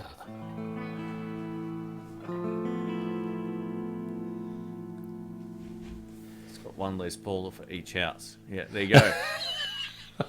Nah, come on. I put my foot in it. I need to fess up. Rick doesn't have too much stuff. I don't think he's got more than. Well, you've got a lot of guitars now, but you definitely don't have the most stuff out of everybody I know. No. Dave K and Dom would be right up there as the two with the most easily, like it's not even close. Yeah, absolutely. And then you, so you're third. Yeah. Bill's saying, Shane, you don't play the V anymore. You've fallen out of love with it. Oh no, I love the V. I actually do play it a bit, but I don't play it sitting down on a live stream. It's just no fun. I use it for parts when I'm reviewing something else. So I played it one of the videos a while back, but it's that whole thing of sitting down and playing. It's not good for sitting down and playing. You've got to have the guitar strap on all the time, and it's still a bit awkward. So, did you break a string? Oh, I just snapped a string. Oh wow! Let's have a look. You know what happened? The ball came off. Oh wow! Have you ever played that hard that your ball came off? That's pretty. Isn't that crazy? Yeah, usually they break somewhere else. That's insane. That's a dodgy string. Man. Wow. No good. So we get for putting 11s on there, mate. Oh, actually, you know, I've been having to retune it during this live stream. And I'm thinking it's so weird because the locking tuners are so good, but there you go. Oh. Wow.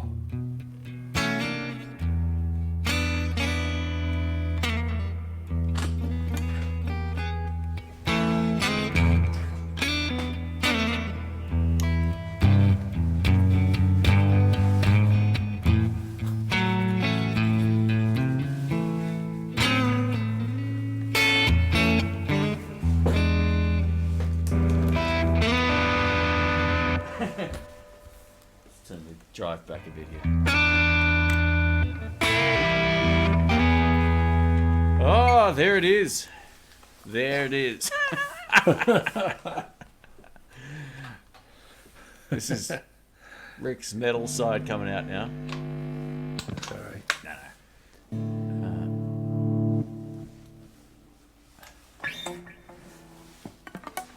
Here we are.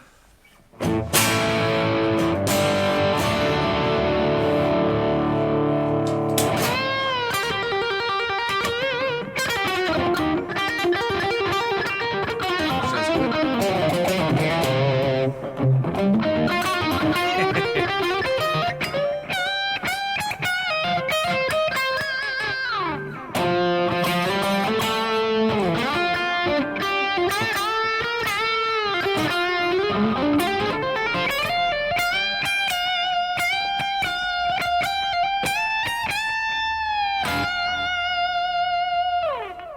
Yeah, it's working.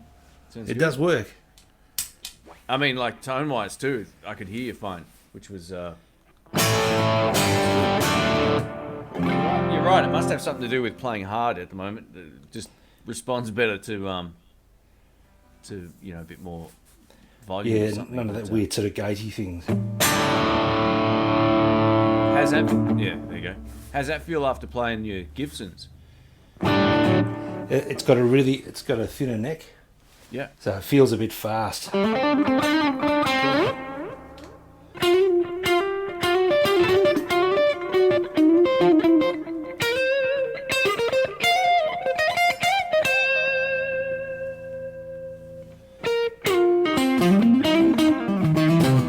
So, before we get to the question here, what is that guitar? You can share with everybody a little bit about that if you want. Okay.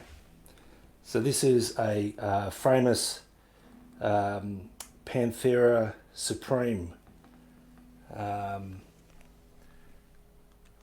And it's got a mahogany body, and I think it's a quadruple A flame maple top, ebony board. It's got a couple of Seymour Duncans. It's got a custom SH11 in the bridge and a El Nico Pro 2 humbucker in the neck. So it's pretty rock and roll. Sorry, so it's pretty rock and roll in the bridge.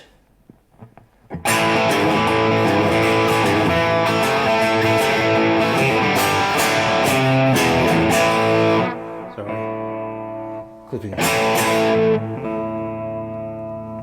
And then the neck is a bit more mellow. Sounds good.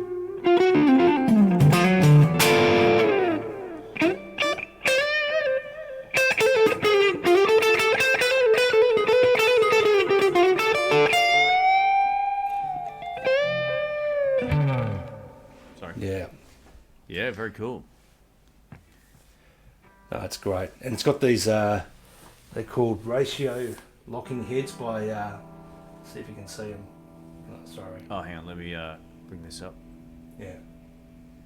So by Graphtech make them, and their claim to fame is that each one of them turns. The ratio is the same. It just makes it easier to tune. Kind of make very small adjustments to your tuning. Okay, cool. That was one of those guitars when I saw it, like a picture of it or whatever, and then when I went, man, it's very different. But when you get it in your hands, you're like, oh, far out. These are beautiful.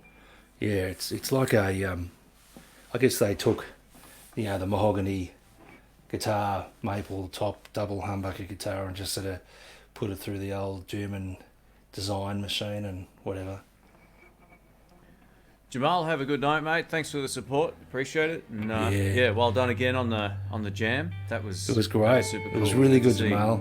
Enjoy Cancun. I heard it's beautiful. I got to get there one day. Yeah, enjoy. Thanks again, mate. Appreciate it. Good look who's here. Another rock star. Steve, welcome, mate. Frame is looking pretty hot. Hot shot. It's a hot guitar.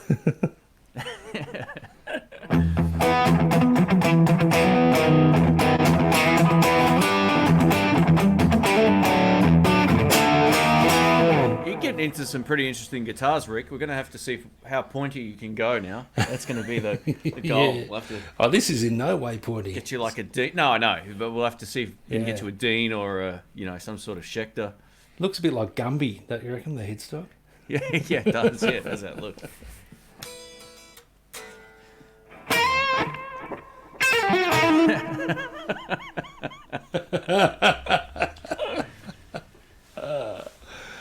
Do you?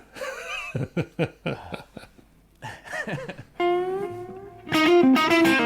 my favorite frameless shape. Yeah, it definitely looks cool. Yeah.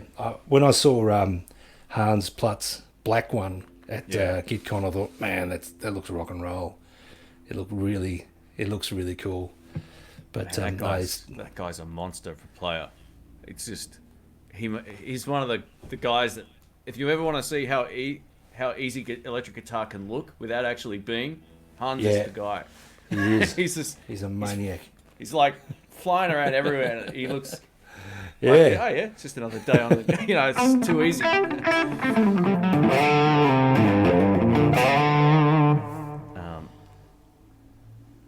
me quickly fix something here. See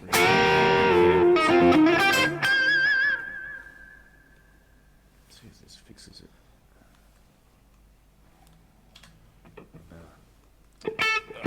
Freeze.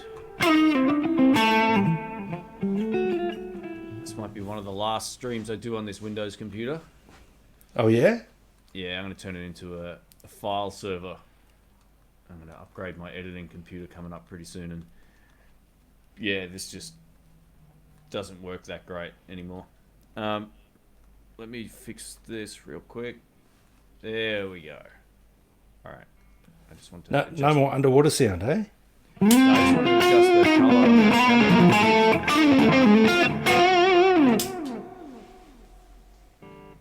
What do we got?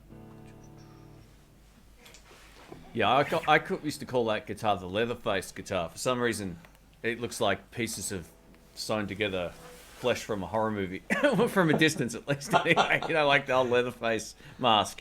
Yes. But, yeah. It is very cool. Maybe because it's got that red in there as well. It looks a little... Yeah, like blurred.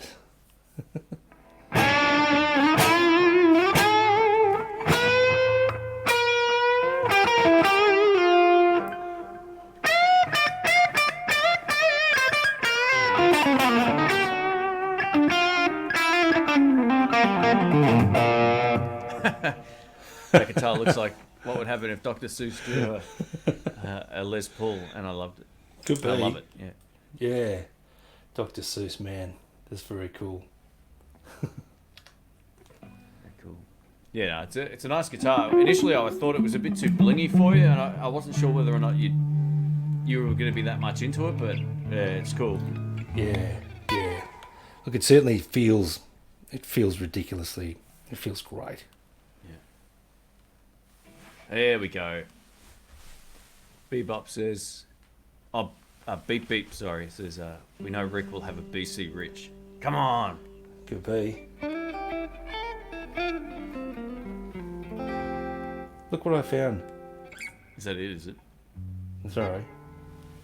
See if people can see it. Ha! The bloody ball end. Unbelievable. Yeah, that very rarely happens where they break there. That's Yeah, It it just usually be somewhere unraveled. else. It unraveled from the ball. It's a bungee.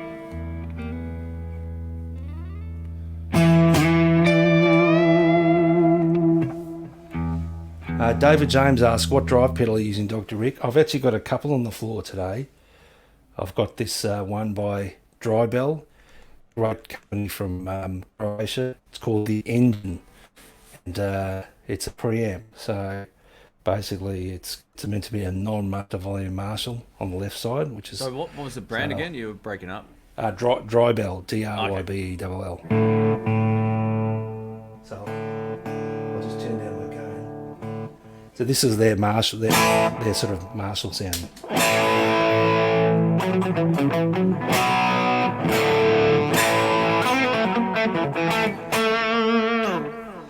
And then the other side of it is a treble booster. So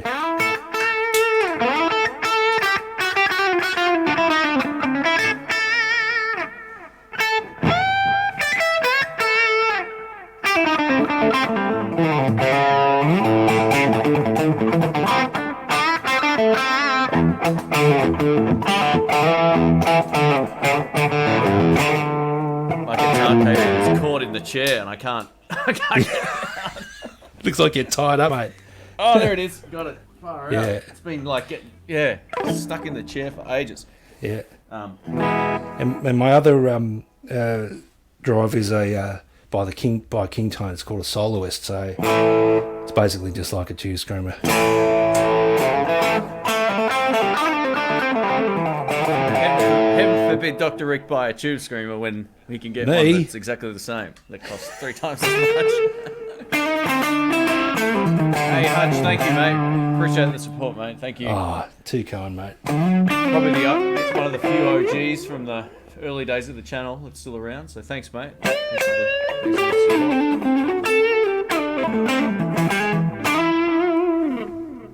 That's cool.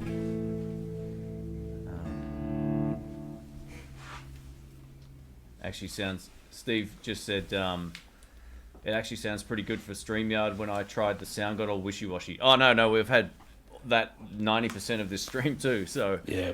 it's been. Last time we did this, it worked fine for hours.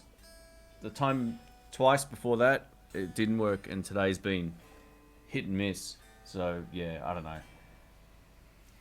I got to. Yeah. I do have another solution for this. It just requires me to set it up and make sure that it works. Yeah. I haven't done that yet. Bill's asked how long we're going tonight. I reckon another hour at least, Bill. So get some more beer. Hang on, 12:40. Yeah, I want to eat lunch at some point. So thanks again, Hutch. Thanks, mate.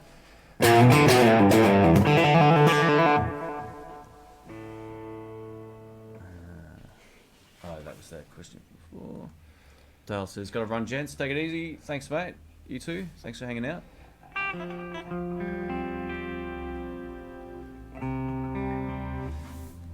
Very cool. Treble booster fun. They times. are. I've only tried are one of fun. those before, and that was years ago. I borrowed one from Deluxe Guitars. I was doing videos with their pedals. Yeah. And I don't really. Yeah, I don't think I've used one since. So it might be. You've got to be running it into something a bit crunchy. If you're running into okay. a straight clean amp, it'll just kill you. But yeah, they just sort of take it over the edge. So Cool. you know, if you've got a gainy tone already, then when you put the treble booster on, It sounds like it also drops your low end out a bit.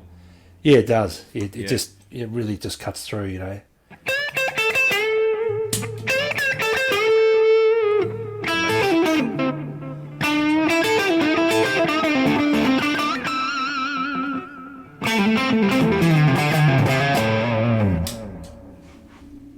Yeah, depends which Les Paul now. Come on, Rick. Come on. Got to get a 56. What kind of guitar player are you if you don't have one from every Yeah. year? Yeah, good point. Very good point.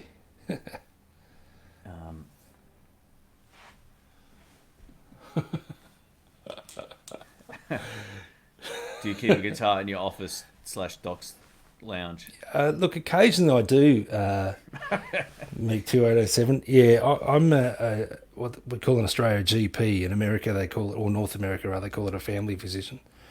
But yeah, coughs, colds, and sore holes is my speciality.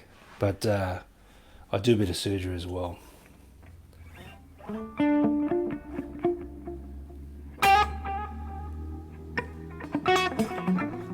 Dr. Rick has amazing tone in the hands. It's more in his face pulling than it is anything Yeah, else. that's right. Yeah, Yeah, I'll show you. If you just play, then it's like, but if you go, it's a whole other thing.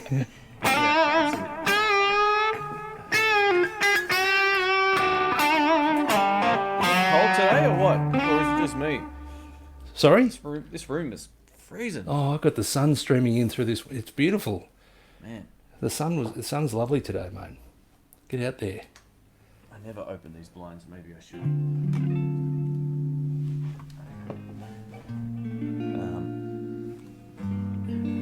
Scroll down.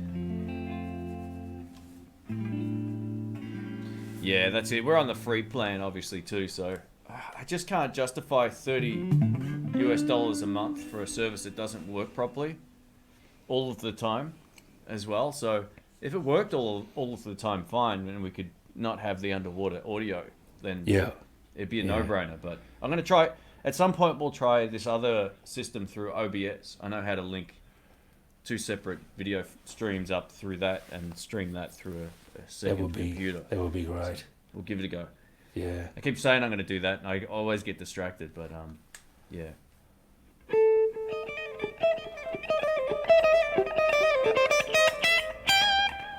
There you go. John 5 owns a tally from every year of production. Far out. That's pretty wild. It's a lot of tallies. My word. Starting from what? 1951. It's crazy. He's a great player. He is, isn't he? Definitely. And not just a metal guy either. No, you know, like country, mad sort of psychobilly country thing.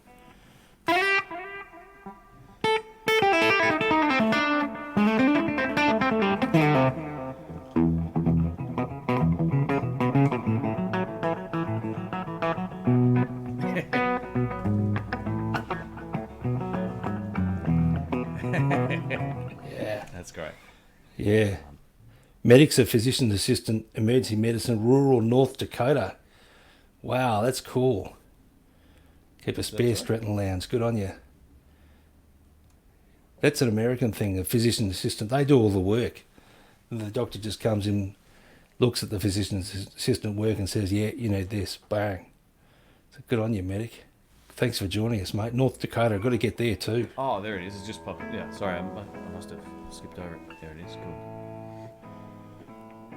Yeah, I don't know much about North Dakota. No, except Fargo, the movie Fargo. Have you seen that? Yeah. That's great. Yeah, that's a great film. So good.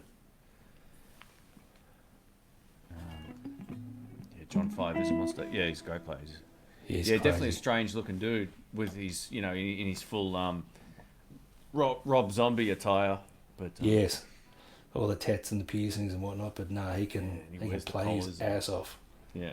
Play his ass off. No doubt about that.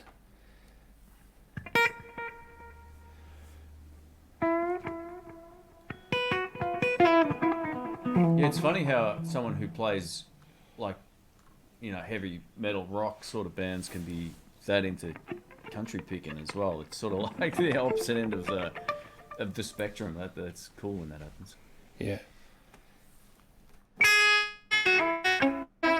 Oh, Rick's frozen. It might be your internet, man. I got a feeling that's maybe what it is. Oh yeah. Am I frozen again? Yeah, it's sort of now you've got like one frame every second. No way. Come on. You've got the unintentional robot. Yeah, there it is.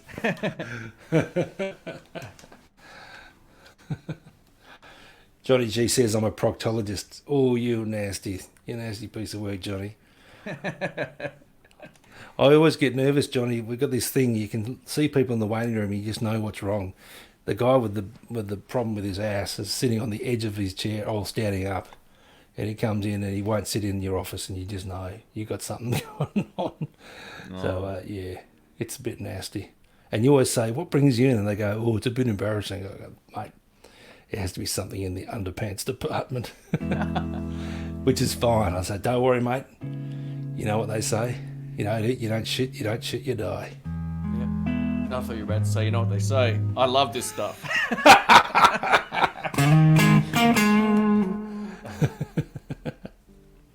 Hey Josh, thanks mate. Thanks for hanging out. Have a good night. No worries, Josh. Thanks for joining. Sorry for the underwater sounds. I think it must be. Yeah, you're right. It has to be the pit near my house filled with water. Yeah, it's strange. Just yeah. I mean, I can hear. The weird thing is when you talk, it's fine. So, but yeah, Yeah. it's sort of. Oh well, sometimes it isn't, but most of the time it is. So It's weird, isn't it? Who knows? Yeah. Rick is just standing really still. Yeah, that's it. That's good. I Yeah. need to hit this one here. Wiggy. You take this one, mate, if you want. Go for it. Yeah. So, Wiggy, thanks for your question, mate. Thanks for joining us. I've always been into music. I can remember really as a young child just loving music, listening to it, listening to records, and in my parents' car, driving around, etc. I played piano from the age of 6 to 10, and then I got sick of playing Beethoven and Bach and all that sort of stuff. But it really did give me a great grounding in music in terms of the relationship between notes, melody, harmony, that sort of stuff. So when I was about 14, a mate of mine and I were listening to lots of music, and he said, "Well, I'm going to start playing guitar," and then he got it, and I just thought, well, I'm going to do that too. And hence began a lifelong journey from about 14 or 15, and it's just been great. Used to sneak into gigs, look at other guitarists. This is way before YouTube or any stuff like that. I think it trains your ear better. These days, if I need to work out a solo, I'll listen to it for a bit, then I'll just get on YouTube because I'm lazy. And I'll sort of get, someone will show you exactly what they're doing. But I think certainly listening to stuff is definitely the better way of learning. It trains your ear better, and you can sort of, put it all together in your head before you even touch the guitar. So, yeah, it's great. Just hanging out with other dudes and learning stuff and, seeing how they do it. So I never had a lesson. And if you see how I play, yeah, you could certainly, you could say, yeah, that guy's definitely never had a lesson, because it's some pretty weird stuff. No, you're the best at being able to just pick stuff out and play it to your ears. Great for that sort of thing. So Yeah, it's good to train your ears that way, I think.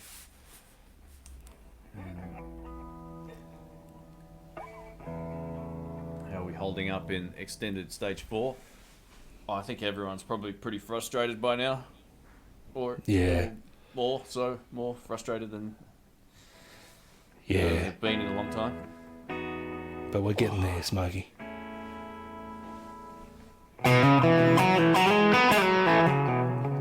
Yeah, we tried earlier. It just didn't. The audio's not good enough. Like it was glitchy. We tried a couple times and I couldn't hear Rick, or he couldn't. Yeah, it was all underwater. It gets this I'm weird just putting the sound. guitar down for now. Yeah.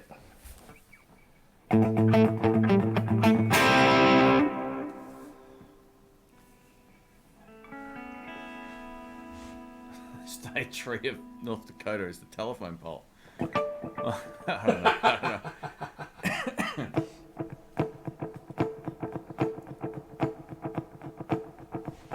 John Five started as a country player, then switched to metal. Fair enough, that makes sense.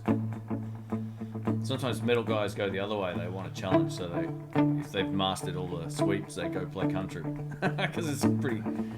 Yeah, it's two different sort of skill sets.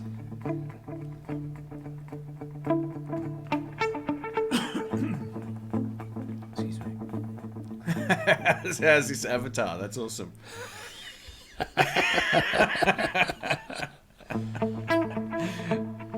That's hilarious. Loudest amp we've ever played. Ooh. Gee whiz. I would say there was a time we got to crank up a Marshall at the shop. Through a quad box. That was pretty loud. I don't know. It was loud. It was a JTM 45. It's not a super loud amp. Either that, or remember when we made those videos, Bassman on cranked. Oh yeah, the Bassman. Yeah, that was about 140 dB, I think, wasn't it? Yeah, it was pretty. We pretty melted brutal. your decibel meter. Yeah. Yeah, that definitely was pretty loud.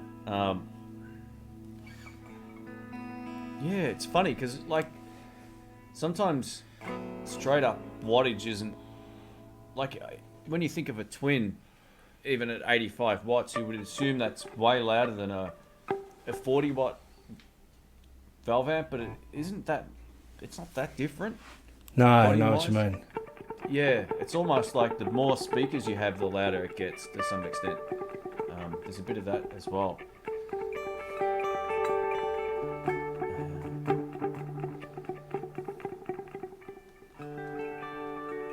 How come someone like Bonamassa, a great musician, fill big arenas while blues guitarists like Tommy Castro, Chris, Josh Smith, Kirk Fletcher, and other blues guitarists not do as well?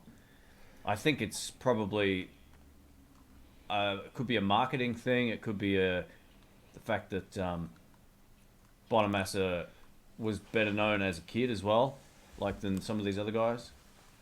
I mean, I could be wrong, but how many people knew of Kirk Fletcher before playing with? I mean, as a mainstream blues name, I didn't know about him until I saw him playing with Joe. You know, it depends where you live, obviously, as well. But yeah, I knew about him. He played with the Fearless Thunderbirds, and that's when I first heard Kirk doing amazing sort of Albert King style sort of stuff. What year was that? When was that? Oh, I reckon that's 10 years ago at least. Oh, okay. So, yeah, I'm not talking. You didn't know him when he was playing like in his 20s, though, right?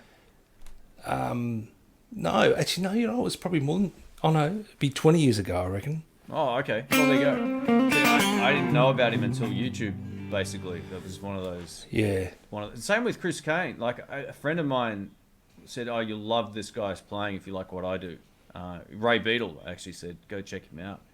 Yeah. And when I was in San Francisco, a few people said, "Have you seen Chris Kane? Have you seen him?" And I was like, "No, I don't know who he is." Wow. Yeah, and internet's opened up a lot of this stuff. I mean, Ed knows Tommy Castro. He used to book him for gigs in San Fran. Wow, that's wild. Years and years ago. But yeah, I don't know what it is. It's just probably I think it could also be it's hard to really say what it is, but straight up blues isn't as popular as blues rock or a bit of rock and roll. I know Bonamassa does a lot of straight up blues as well, but his catalogue of stuff's a lot wider as well, so maybe that's part of it. It could just be the niche thing. I don't know. Yeah, I think so. But yeah, I think you're right. It's marketing as well, and also, he's a sort of blues shredder. Whereas I think guys like Tommy, Chris Kane, Josh, and Kirk are more sort of just the real deal blues. Yeah, absolutely. So people are attracted to Joe because it's like it's that very flashy kind of thing, and it's if you dig it, then that's cool. He's got that big band, and he often has great guest vocalists, and of course he's connected with guys like Clapton. So when he played at Royal Albert Hall, he gets Eric Clapton to come out and play and all that sort of stuff. And my own personal preference, I'd go and see those other guys on the list way before Joe. Oh, me too. Yeah. No offense to Joe, but that's it's personal taste. I've told the story many a time, and I'm sorry for those of you who've heard it already, but I went and saw Joe play when he came out to Australia a couple of years ago, and he did that Eric Johnson run, and I said, once I've heard this 4 times, I'm going to go home.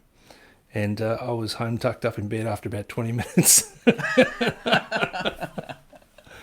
So, yeah, okay, you'd say, well, you're an idiot. Why did you do that? But I just thought, okay, once. And I did the same at a Joe Satriani gig.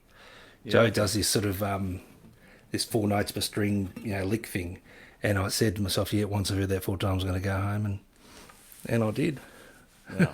So, No, fair enough. yeah. Whereas I've seen Josh Smith a couple of times and Kirk, and they just sort of get you. It speaks just straight to my heart. I love it. Chris Kane's great live. Oh, man. exactly.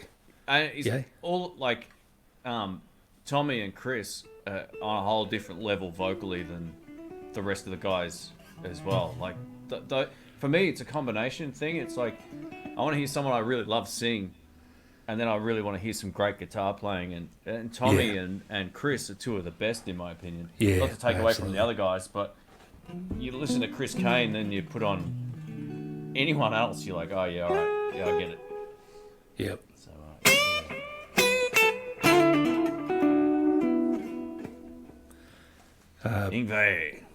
Ingve's the greatest. Just ask him. Yeah. Man, he can Yeah. shred. Yeah. A mate of mine did sound for him when he came to Melbourne last. He comes in, What, he's sorry? he's got 30 cabs and 30 Marshall heads. You know how many are turned on? 2. Oh, it's just a visual thing, huh? Yeah, but there was some terrible 50 cycle hum thing, and Ingwe was going out of his tree because apparently he can chuck a big diva like Tandy better than anyone I know. Yeah, well. And so my mate just went up and said, oh, is there a problem? And they looked at him like, oh, we tour the world, what the hell would you know? And he just had a quick look at what they did, just rerouted a couple of cables, flicked a couple of polarity switches, bang, quiet, beautiful. Oh, wow. Yep. Yeah, I've never seen that guy live, or I have no No. inclination to go see him. No, I don't think so. No, it's an acquired taste, like earwax.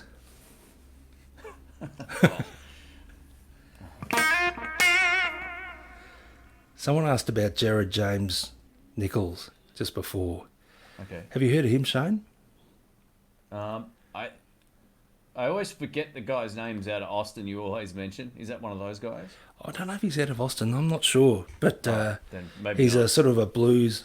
I only heard him probably maybe a year ago, but he's a great sort of blues and rock player.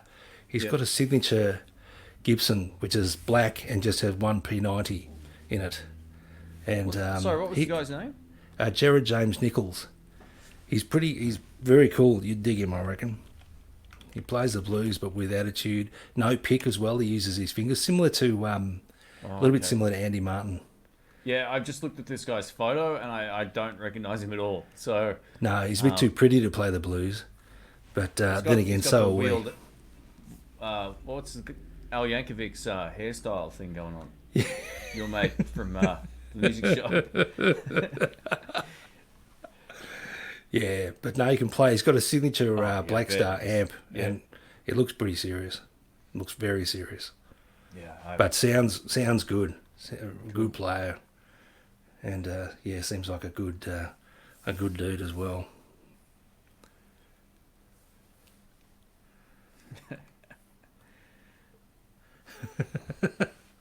Well, come on, Todd. I mean, who hasn't picked their ear and accidentally done that and gone, whoa? But I do have some pretty gross sayings, I'd have to say. you love that gross stuff. I remember you showed me a photo. You were like, "Oh, check out this toe I operated on." I'm like, "Oh man, I couldn't even look at it." I was like, "Geez, I can watch all kinds of horror movies, and then I see like this disgusting looking toe, and I'm like, oh, I'm done." Do you know, this guy came in with this huge earlobe cyst the other day. It was that big. It was huge on the back of his earlobe, and his daughter came in. For some reason, she's like 14, and I said, "Oh, do you want to? I have to operate on this. Do you want to go outside?" And she said, "No, I love Dr. Pimple Popper and all those YouTube videos." So I got her to scrub in, so put the sterile gloves on it. She helped me do the operation, It was awesome. And like, I'm going, are you okay? She's going, yeah, yeah. And she's taking photos and videos for her Snapchat. And it was so awesome. It was so cool. I remember when you cut those things out of my back, you're like, hey, we'll get a photo of these, like, Yeah. these things. I was like, They oh, were massive, all right. weren't they? Yeah, oh. Because I'd cut one out, remember, and I'm about to close you up, and I thought, wait a minute, there's one underneath it. Yeah, and that was the big one. So the one on the top was, you know, little, but the one on the bottom was huge. It was good fun. Yeah, that I still got those photos on the cloud somewhere. Oh, good. And they've never come back, have they? After all these No, years? it's been great. Which is so cool, because that's the fun. trouble when you get those things out. Yeah. Yeah. There's a guy trying the JJN signature Epiphone the day I saw Rick at Sky Music. Oh, very cool. Oh, cool. Yeah, I like that. I don't know who that dude is. I'm gonna have to. Yeah, no, check him out. I reckon you'll dig it. He's good. He's got the whole deal. And like you and I, he can rock the leather pants. I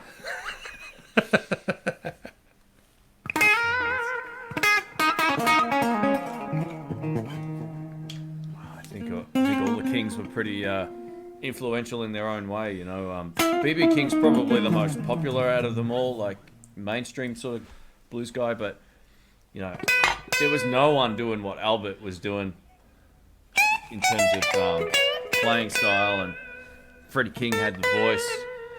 And I actually prefer Albert King's voice over BB King's, even though BB King's a phenomenal singer.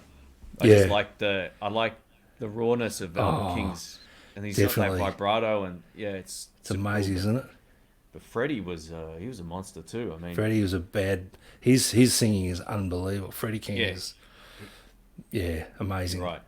Probably one of the greatest blues vocals ever. He probably wasn't my favorite guitar player of all time, but in terms of a singer, man, like just unbelievable vocal. So, but you listen to Freddie, and that's where Eric Clapton got his shit from. Oh, yeah, absolutely. But I definitely. think Clapton kind of tidied it up a little bit, Yeah, made it a bit more, whatever. Yeah, whatever definitely.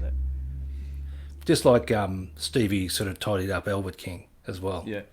You know, I'd rather listen to Stevie than that's sacrilege. But, you know, you listen to that album, remember the two of them in the studio, Albert and Stevie?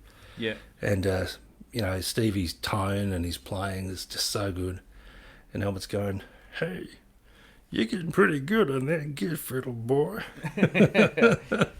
It's pretty funny. Have you seen the outtakes where they stuffed up? They did a couple of takes that didn't make the album. So, I can't remember what song Stevie was doing Texas Flood and didn't make it on there because he got the lyrics around the wrong way, and they all started laughing. Like they literally, it's like, hey, I got the lyrics the wrong way. Like there's all these outtakes from a few of the songs they didn't keep, and Albert starts off in the wrong key, and another one, it's like, it's hilarious. Gee, that's all right. I thought if you made a mistake with Albert, he'd tear your arm off and whack you with the wet end. Yeah, that's amazing. Hey, keep everyone busy for a sec, mate. I'll be right back. The caffeine's done its dash. Hang on, one sec. Oh, that's cool. There we go. That's cool. I'll be right back. No worries. Poor Ingwe. Everyone's picking on him.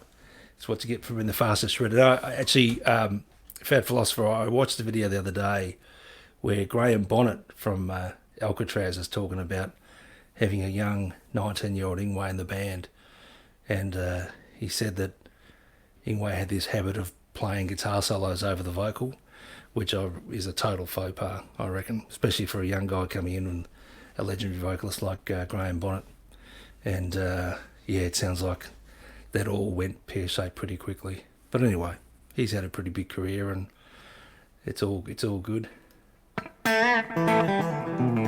Jimmy Reed, hi, thanks for joining us, Jimmy Reed 407. What kind of doctor is Dr. Rick? Most would say pretty mediocre, but I've managed to make a career out of it for 30 years. But no, I'm a family physician, Jimmy. And you were in Florida, mate, so I hope you're going well. Hope you're staying safe. Keep doing the right thing, masking, distancing, all that sort of stuff. We'll get through this. And your girlfriend's a nurse? Cool. Excellent. Yeah, love to jam with you too, mate.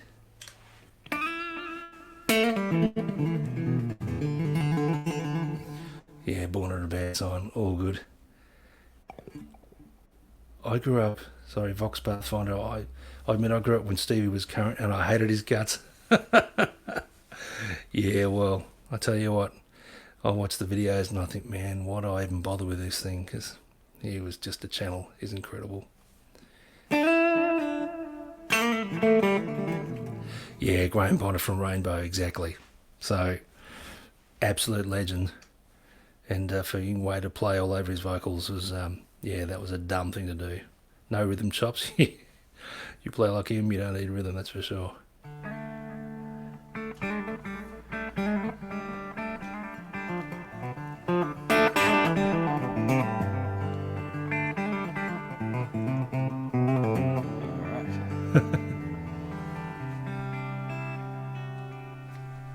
Has anyone checked out? Sorry if I'm covering the same questions here. If I have, just No, all good. Blues Baby 8 on YouTube. She's awesome. I don't know. No. If I have actually. No. Blues Baby 8.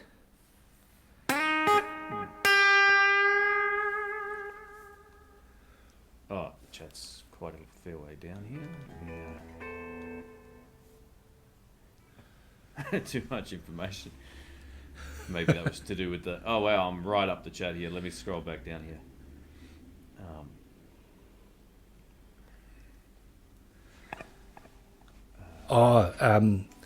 Guitar OCD saying, who's that young kid in Australia? Great guitar player. I think his name's Taj. Or, yeah, he's 8 or something. Wow, But he, okay. yeah, he's great. I think Santana sort of got next to him and Wow. said, "Man, you're beautiful. You got beautiful soul." Yeah, he's a monster, Yeah, young cool. monster. Yeah, No, I haven't seen him, but I'm sure there'll be a million different videos of Yeah. him jamming online already. he gets That's lots how of Derek views. Trucks and all that got started, man. They were playing with... He was a all the- monster all at the like greats. 12, wasn't he? Yeah. Incredible, so good. Buddy Guy was a huge encouragement for a lot of young players over the years. Like, he's Yeah. a lot of players have jammed with him, and he's Oh. invited them out to play, and it's Amazing. good to see that stuff. No, definitely. He certainly encouraged me to go out and buy a tuner. But no, sorry, buddy, just joking. What No, about that buddy. lick? It's all about that one lick, mate.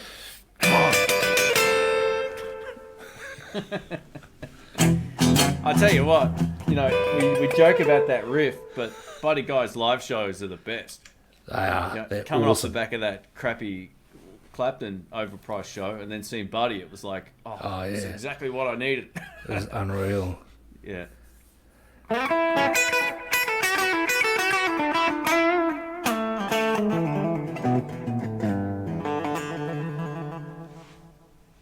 Anything Bon Jovi for Rick, I think, is usually the way he likes to roll.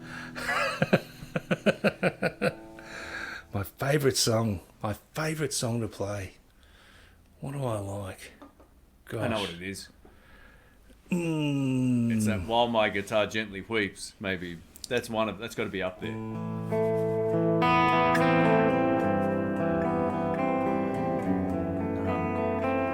What's the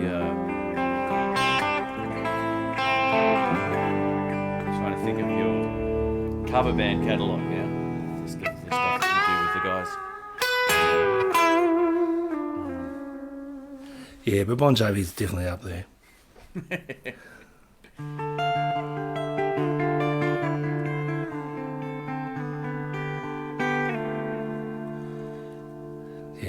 Yeah, that's it. Okay, cool. Taj Farrant. Yeah, no, Yeah. never heard of it. Yeah, no, he's a monster. He's been playing for probably 2 weeks, and he Yeah. absolutely blitzes. Yeah. Oh, And okay. I've bored you all before, but probably the song that gives me the most pleasure to play live, we just started playing it not long before lockdown, is Bohemian Rhapsody, which I won't play because we'll get blocked. But I reckon it took me 3 or 4 hours sitting down and charting it all out because I had to transpose it because Freddie sings incredibly high.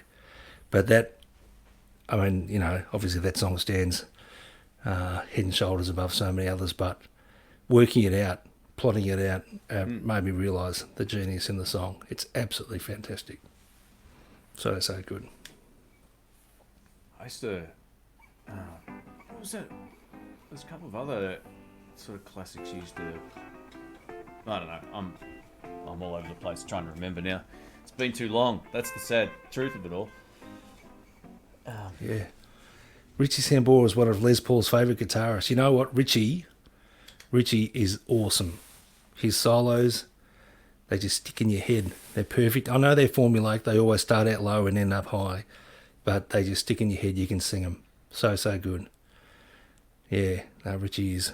I mean, Phil's awesome, but Richie, his songwriting and melodic sensibilities just made that band, probably the best era for them was when Richie was in, I reckon. Is that Richie? He's got some issues, right? At the moment, is that right? Or not? Well, I know, when he got out of the band about 7 or 8 years ago, it was creative, but also I think there was some substance stuff going on too. Yeah, that's what I remember hearing something about it. I'm not exactly sure what, but yeah, maybe alcohol but certainly. And he's singing. He's a great singer too. You hear him sing compared to John now, and wow, he sings great. Yeah. Rocking in the free world. Yeah, that's more for the benefit of Mark, who owns the pub. Yeah, it's a fun song, man. I love playing Creedence. I don't know what it is about some of those Creedence songs, but they're so simple and they feel good. It's great. They sound so swampy, don't they? Yeah, it's got a good mix of feels in it. It's sort of bluesy and swampy and yeah, absolutely. Jack Daniels, his work with Orianthi was it rocked. Yeah, that was good. The BSO group, as opposed to my group, which is called BS. Got a lot of folks from Florida here, Palmetto, I think. Oh, mate, you should do a bit of homework while they're here, mate. Yeah, you could be the newest Floridian, dude. Yeah. Well, we'll see what happens. Yeah, I'd like to spend a bit more time over there at some point. Lockdown in Indiana, we're running free here. There you go. Free bird, Rick. Come on. Actually, that's a song that's not really popular here. No one really ever requests it unless they've been overseas, because that's here you get Mustang Sallied a lot, which no one likes. Yeah, Mustang Sally, that's a nasty. Yeah. Yeah, Freebird is definitely it's a real bar band staple, isn't it? Along with absolutely. Cool. You back? Yeah. Did I freeze again? You sound like a robot now. It's awesome.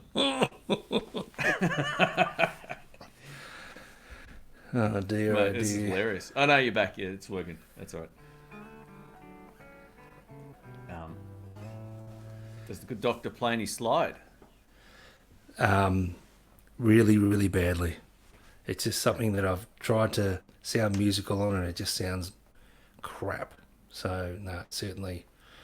I would love to be able to play a slide, but can't do it.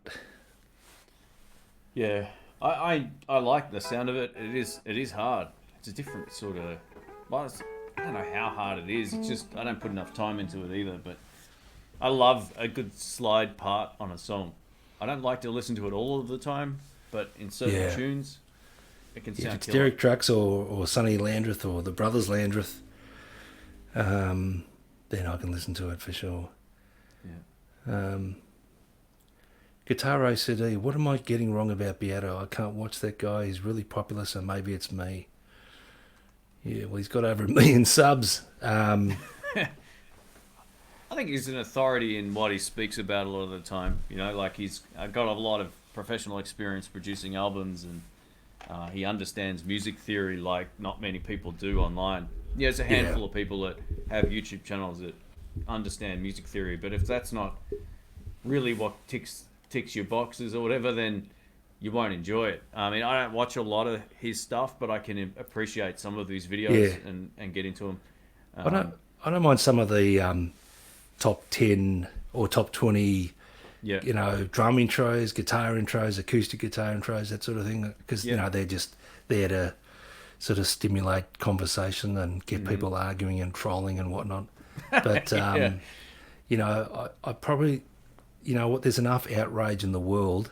I don't really want to fill my head with more outrage about blockers. They're a blocker, and I don't want to hear half an hour about why they shouldn't block, because that doesn't stop them blocking. Yeah. I'm much more about, well, you know what, pick your battles and whatever. But no, certainly when his knowledge of music is outstanding, and mate, he can play. Like, if you've seen him play, like Yeah. when he can rip and do whatever, and I think he He knows plays. all the scales and Yeah, and can rip them like nobody's business. So he's a bit of a Diorio wannabe though, because I've seen him playing the drums and bass in his videos. I'm thinking, yeah, why don't you give us a bit of, yeah, give us a bit of kudos for leading you down that pathway, Mr. Beato. he's good at but what no, he does. he's- I get it. Like, he's that, any personality that puts themselves out there isn't for everybody either, and some Yeah. people won't want to listen to somebody, and they'll listen to Yeah. someone else, or But they you might know not what? relate to. Yeah, there's enough that do. And Anonymous says Rhett Shaw is kind of annoying. Okay, well, yeah, I'd watch some of Rhett's videos. I think, like, I'd love to be able to make videos and edit them like you and Rhett can do. He's got this certain style where he'll start off not looking at the camera or something, and then looks into it, or Okay. like his sort of narrative will keep going, and then it cuts to another shot where he's not talking, and then I think there must be hours in the editing suite for him. So Yeah, I he's- appreciate that sort of energy and time and creativity that goes into that. There's a lot of people that use that film grade sort of look to their videos. They got that the graded, well, what they call graded the footage, so it looks kind of like it's got a very cinematic kind of look, and the Yeah. lighting has to be right and all that kind of stuff. And yeah, I remember, that's what I remember from his videos. I don't watch a lot of them, but I mean, Yeah, I see him pop up in the side chat. Oh no, side chat. Sorry, in the recommended video side bar thing. But Yeah. yeah. But like, people like what we do, and this is pretty film grade, don't you think? Oh, mate, it's the best. Underwater, we were sounding like robots before. It doesn't get much better than this. Yeah, absolutely. In the Air Tonight topped the charts again. What? I didn't know that. It did. Yeah. What? Because Was of it in that. a movie or something? No, the reaction video that two kids put together. I think they were Oh, they hadn't heard it before. They're like young. I think, are they Black Americans? I can't remember, but yeah, they were. I think they were more into sort of like rap and stuff, and then they reacted to at least this is what I heard anyway from the video was Yeah. they chucked it on. You know, when the build up kicks in, they were like really digging it, and it sent the song to #1 on Spotify because Far the out, no reaction way. video went viral. It was on the news, and it did all kinds Oh. of stuff. So yeah, yeah. it's interesting that I think that's part of the outrage, that if a reaction video, obviously, I think Rick's argument to it was that there was no chance in hell that song would have charted had it not been for a reaction video. So Yeah. yeah, That's right, because Phil win-win. Collins is a blocker. That's right. Oh, okay, yeah. Do you ever watch Lee Sklar, the bass player? I don't know who it is. He got the really big beard. He's an awesome bass player. Been around since probably the 70s. Yeah, well, And he'll put up a song that he played on the original recording, and he'll get blocked. yeah, He'll say, well, I played on this Phil Collins song or this James Taylor song, and he'll say, I just want to teach my subs the bass and what I was thinking of when I recorded the part. and he gets blocked. Yeah, that happens to I've forgotten his name. He's a great guitar player. Oh, is it Shane from In the Blues? No, a good this guy's seriously, like, he's played with everybody. Played on Michael Jackson's albums and I've forgotten the guy's name. I'm sub to him as well. He's phenomenal. Like, he's a studio guy, sort of older guy, like a white beard or goatee or something. Oh, come on. Oh yeah. Anyway, I can't think of the guy's name, but someone will put it in the comments. But yeah, he goes, oh, I played the part on this song, and he'll play it, and then he'll get a claim on it. He won't get blocked, but he'll get claimed. It's sort of like, but he was one of the guys. Tim Pierce? Tim Pierce. Yeah, there you go. Oh, yeah. Yeah, he's he's mate. Why didn't I get that? I just watched the video. He just bought a PRS David Grissom guitar this morning. Oh, and, wow. Well, it sounds phenomenal. Yeah, far out.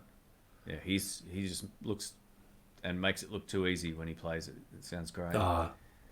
He's amazing. Yeah, thanks, Hutch. 150K. It's crazy. Yeah, that's so cool, mate. Couple of people watch every video now, which is good. So it's definitely helped.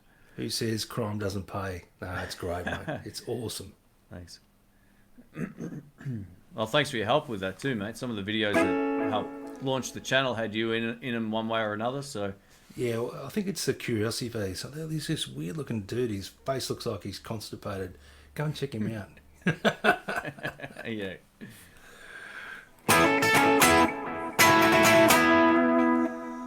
There you go. Yeah, that's the riff. Yeah. Yeah, Tim Pierce, that's the guy. Yeah, he's a great player. If you don't know him, go check him out. He's phenomenal. Yeah. Super absolutely. musical, puts parts down on all the songs you've heard growing up. That's right. Pretty much. Amazing. Just fantastic. Yeah.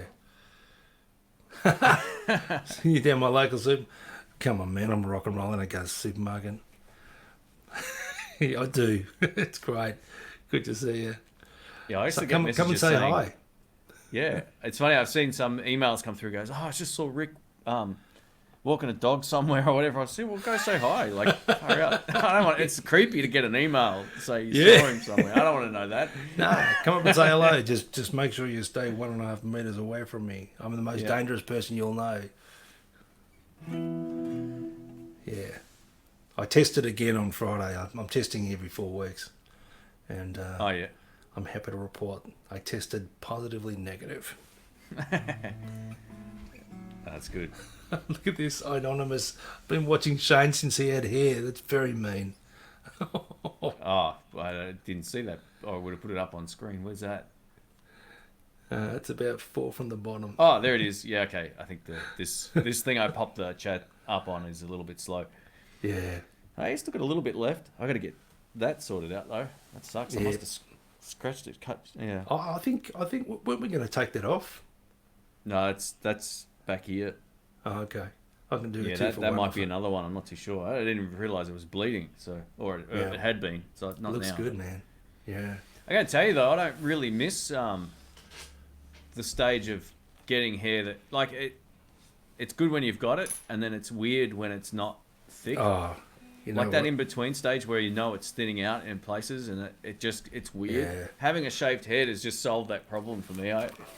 I much prefer it. I can do it myself. It's just done. Absolutely. I probably prefer to have more, but the shaved head thing is definitely being. That's good. I'm good with that.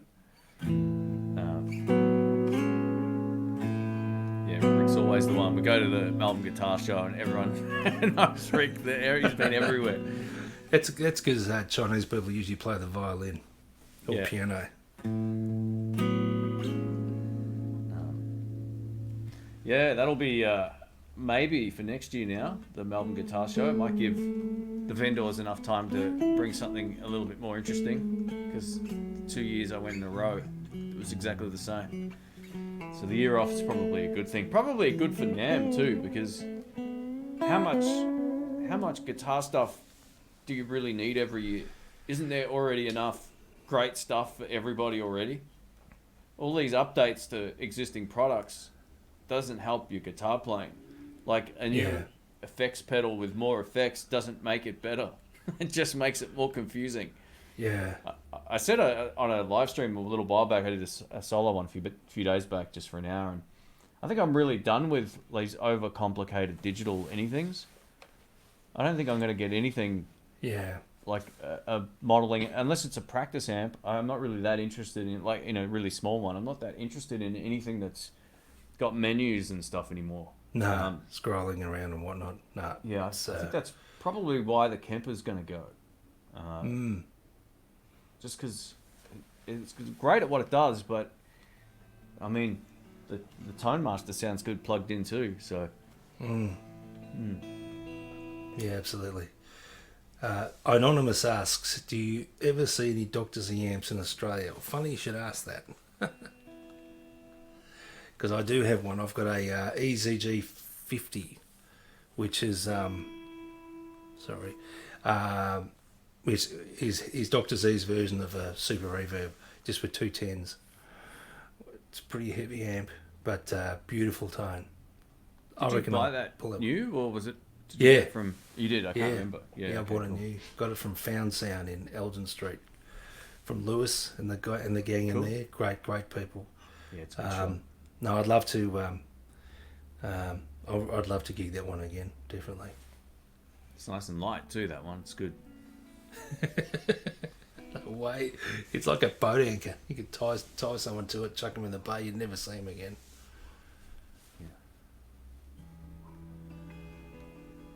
Yeah. Full head of hair looks odd on old men. Hey, I'm not that old. Yeah, but I am, and it does look terrible. Gosh. No, you look alright, man. He's got the scruffy rock star look. Yeah, it's my downstairs amp, definitely, because it's too bloody heavy to carry up the stairs. You should shave your head, mate. That might look kind of interesting. You know what? This is a rude head, and it's a huge head too. I reckon if I shaved it, people think I look like Megamind. I could never find a hat that fits, you know. Just big bloody noggin. You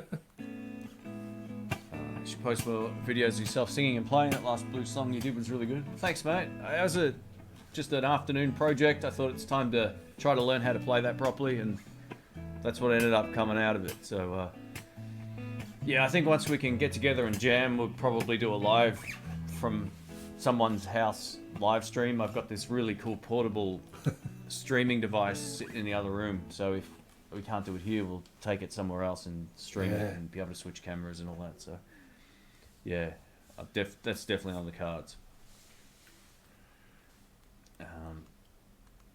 Back to basics. A tube amp, solid state amp, no more screens and USB plugins. Yeah, same. Yeah, it's definitely the way to go. Yeah. Just that's why I like the tone. That's why I always like the Tone Master more. You could plug in and you're done. You don't have to fiddle. You know, modeling amps are fine, but yeah, I think I've tried enough of those now and I'm sort of done with them for a while. Robert's back. Where you been, man? Come on.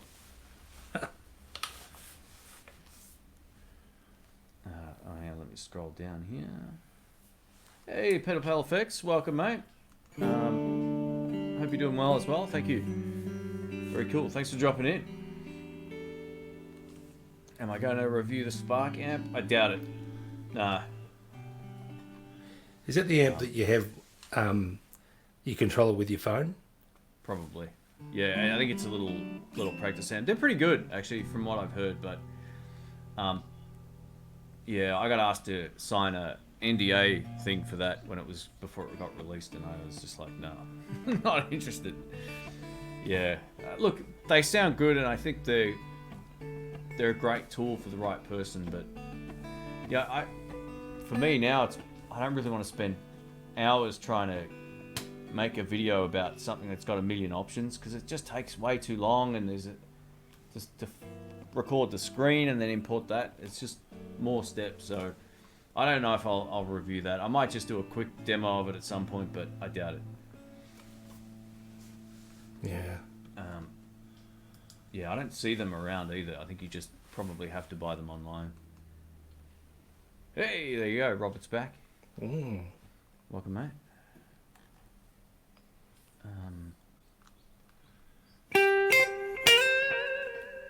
Tone King Imperial Mark II.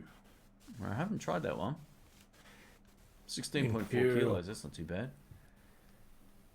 Yeah. There's ones that look a bit like an old-fashioned, sort of like a movie projector amp. It's got the controls vertically on the side. Is that the Imperial? I don't know. If it's, yeah, I know the brand, but I don't know that particular model. Let me have a look.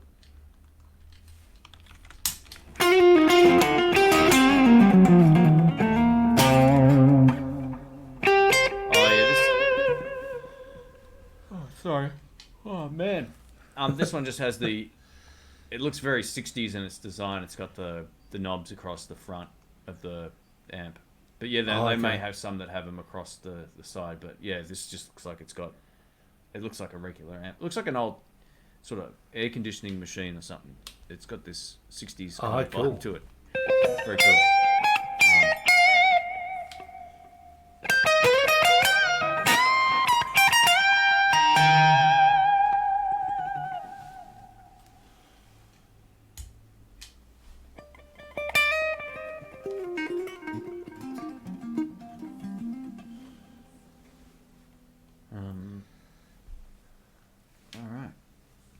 Magnetone amps.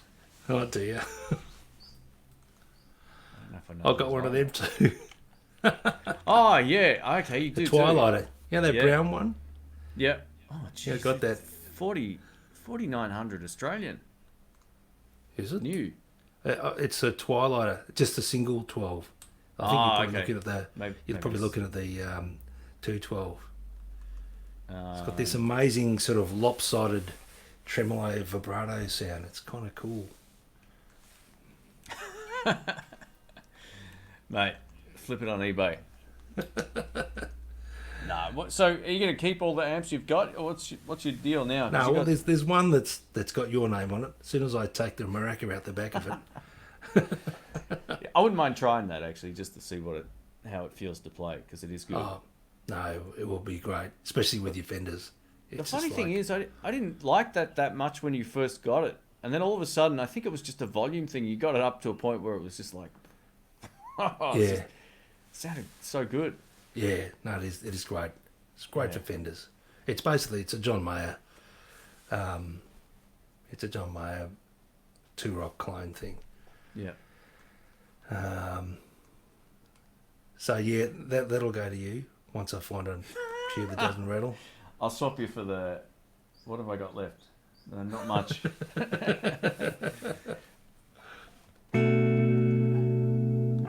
Next piece of gear on the chopping block, asks Robert. Well, I just sold the katana, so that's gone. I moved that on to a young guy who wanted it, so it worked out really well. Awesome. Another guy in Vic, so yeah, I mailed that out the other day. I got a few less expensive guitars that I've had in the other room for a while that I'm gonna make more of an effort to sell, and probably about 15 pedals. But yeah, I don't know yet. I haven't gone. Well, I've gone through what I need to get rid of. I just need to organize it and get it done, because it's a bit of a job. But I'm pretty much good with most of this. Yeah, the amps I've got now are the ones I use the most, so I'm happy with that. How about you, Rick? What are you going to get rid of? Sorry, I'll just stand up. Well, yeah, obviously the Turok will go to you. But yeah, I don't know. I'm happy with the two Les Paul, this one, and my other Framus, the Phil X one, is great.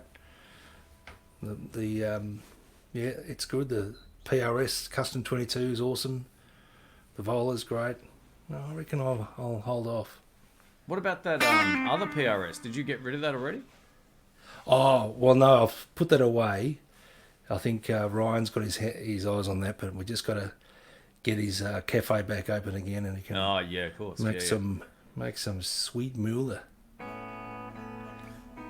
Yeah. Hutch from BA, yeah.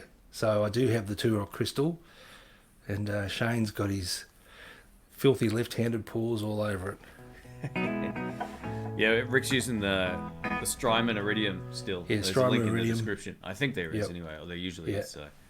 That's right. So and this is this is their sort of the Marshall sound, their approximation of the Marshall tone. And I'm just going to put on a bit of soloist.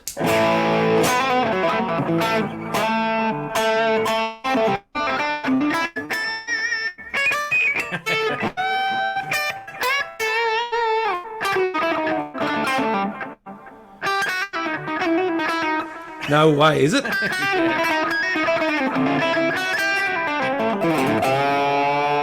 you go, it's back. No way. So it glitches when I play so loud, does it? I don't know. Yeah, it does it when you talk a bit as well every now and then, but not. It's been okay for the last 20 minutes. Hey, happy birthday for tomorrow, mate. That's awesome. Yeah, it's cool. Have a good day. That's cool. Is tomorrow today for them? Where's Pedal Pal? Is he in Australia? No, he's in. Or she? He's in. It's not. I'm going to get it wrong, but I'm going to say like Argentina or something like that. Oh wow. Okay. Yeah. Cool. I know I'm wrong, but it's somewhere close to there. It's the other side of the world. I'm sure now, but yeah. Robert says, "Isn't the Two Rock a right-handed amp?" Well, yeah, but we can change the wiring, man, and it'll be okay. It'll be okay for a southpaw. DeVille version 4 a year ago. Very cool. Tested against the other amps. I think I was choosing something else, but for my approach, the DeVille nailed it. It's really good, man. The DeVille version 4 is great. Yep. I reckon there'll be one in your future, mate. Yeah, maybe that. I'm sort of spewing about that Blues DeVille still, man. I was thinking about that the other day. Even though I wouldn't have been able to use it for 6 months. It was, That's right. Yeah, exactly. Yeah. We got a super chat from Craiger. Thanks, Craiger. Thanks for joining again, mate. He's another repeat offender. American Vintage Reissue versus American Original. I'm jonesing for a Vintage Reissue 62, a Fullerton era. Oh, yeah. If you could get one of them, they're very, very good. Yeah, I'm not too sure I've even played the AVRI one. At least that American Vintage Reissue. Yeah, I don't know if there's lefties in those, but American Originals are pretty great guitars. I'm wrapped with mine. I think they're one of the best for their price. Not because I bought them, but even before that, I was like, these are really, if you look at my videos 2 years ago, I was gassing bad for when they first came out and I had a chance to borrow them. I was like, oh, these are really good, but I don't need them. And then 2 years later, it happened. But, so it took time to wear me down, but it got there. Hey, but thanks for the super chat, mate. Sorry, I haven't played. I don't know if you've played any of these reissue ones before. Oh, you know what? Not for a while. I think I might have played one when I was up in Sydney a couple of years ago and had a big crisis of I should have got that. Yeah, wow. It was just perfect. It was really, really good. Really good quality. Especially the Fullerton era ones. I think they're made in Corona now, aren't they? But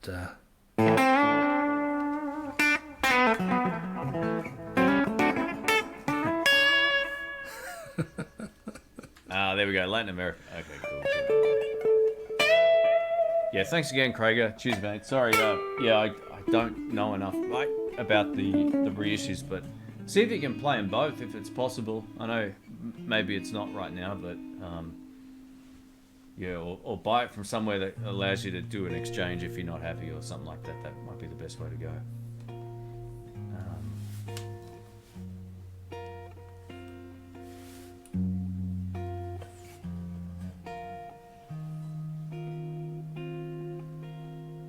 Hey, Surfer B, welcome back.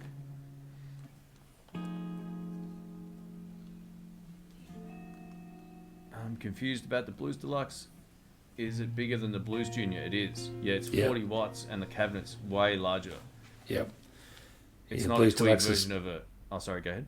Yeah, it's got a pair of 6 L6s in the output stage. The Blues Junior's just 2 EL84s. Yeah. Yeah, they're cool. The Blues Junior's got a lot of attitude, but you'll get lost if there's a loud drummer. You'll be cooked. Yeah, absolutely. And it's a very different sound again to the deluxe reverb, which I also had. That's the V6 output tube. So you're getting a less full kind of tone out of the deluxe reverb, a great tone out of that amp.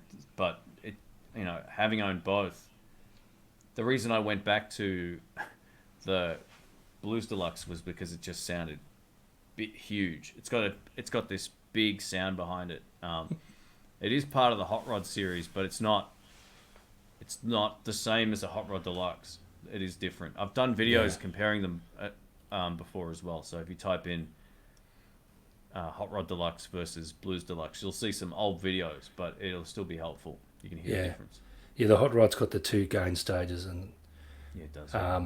yeah, I reckon the Blues Deluxe, for what we do anyway, is a better amp. Oh, thank you, TJ. He says, I bought a bunch of pedals on Shane's recommendation only to realise I just suck at guitar and it's not my gear. I made a comment on a video when I did that top. Maybe I didn't I didn't make mention of it, but I was thinking it pretty hard that when I went through and put all those clips together of all the different Fender amps I've played over the years and owned, that I've wasted a lot of money on amps because the tone wasn't that much different. Yeah. It sort of feels like, yeah, it is in the hands. It really is. I think it's also in here, knowing what you want to get out of the, what you want to get out of the amplifier, because the reason all of those amps sounded very similar to each other was because I knew the tone I liked, and I could kind of achieve it to some extent with my playing. So you get Rick plugging into any Marshall with no pedals, and it's still going to sound great. I feel like I could. Yeah, I almost feel like I could use any clean channel on any amp with my pedal board, and get essentially the same sound.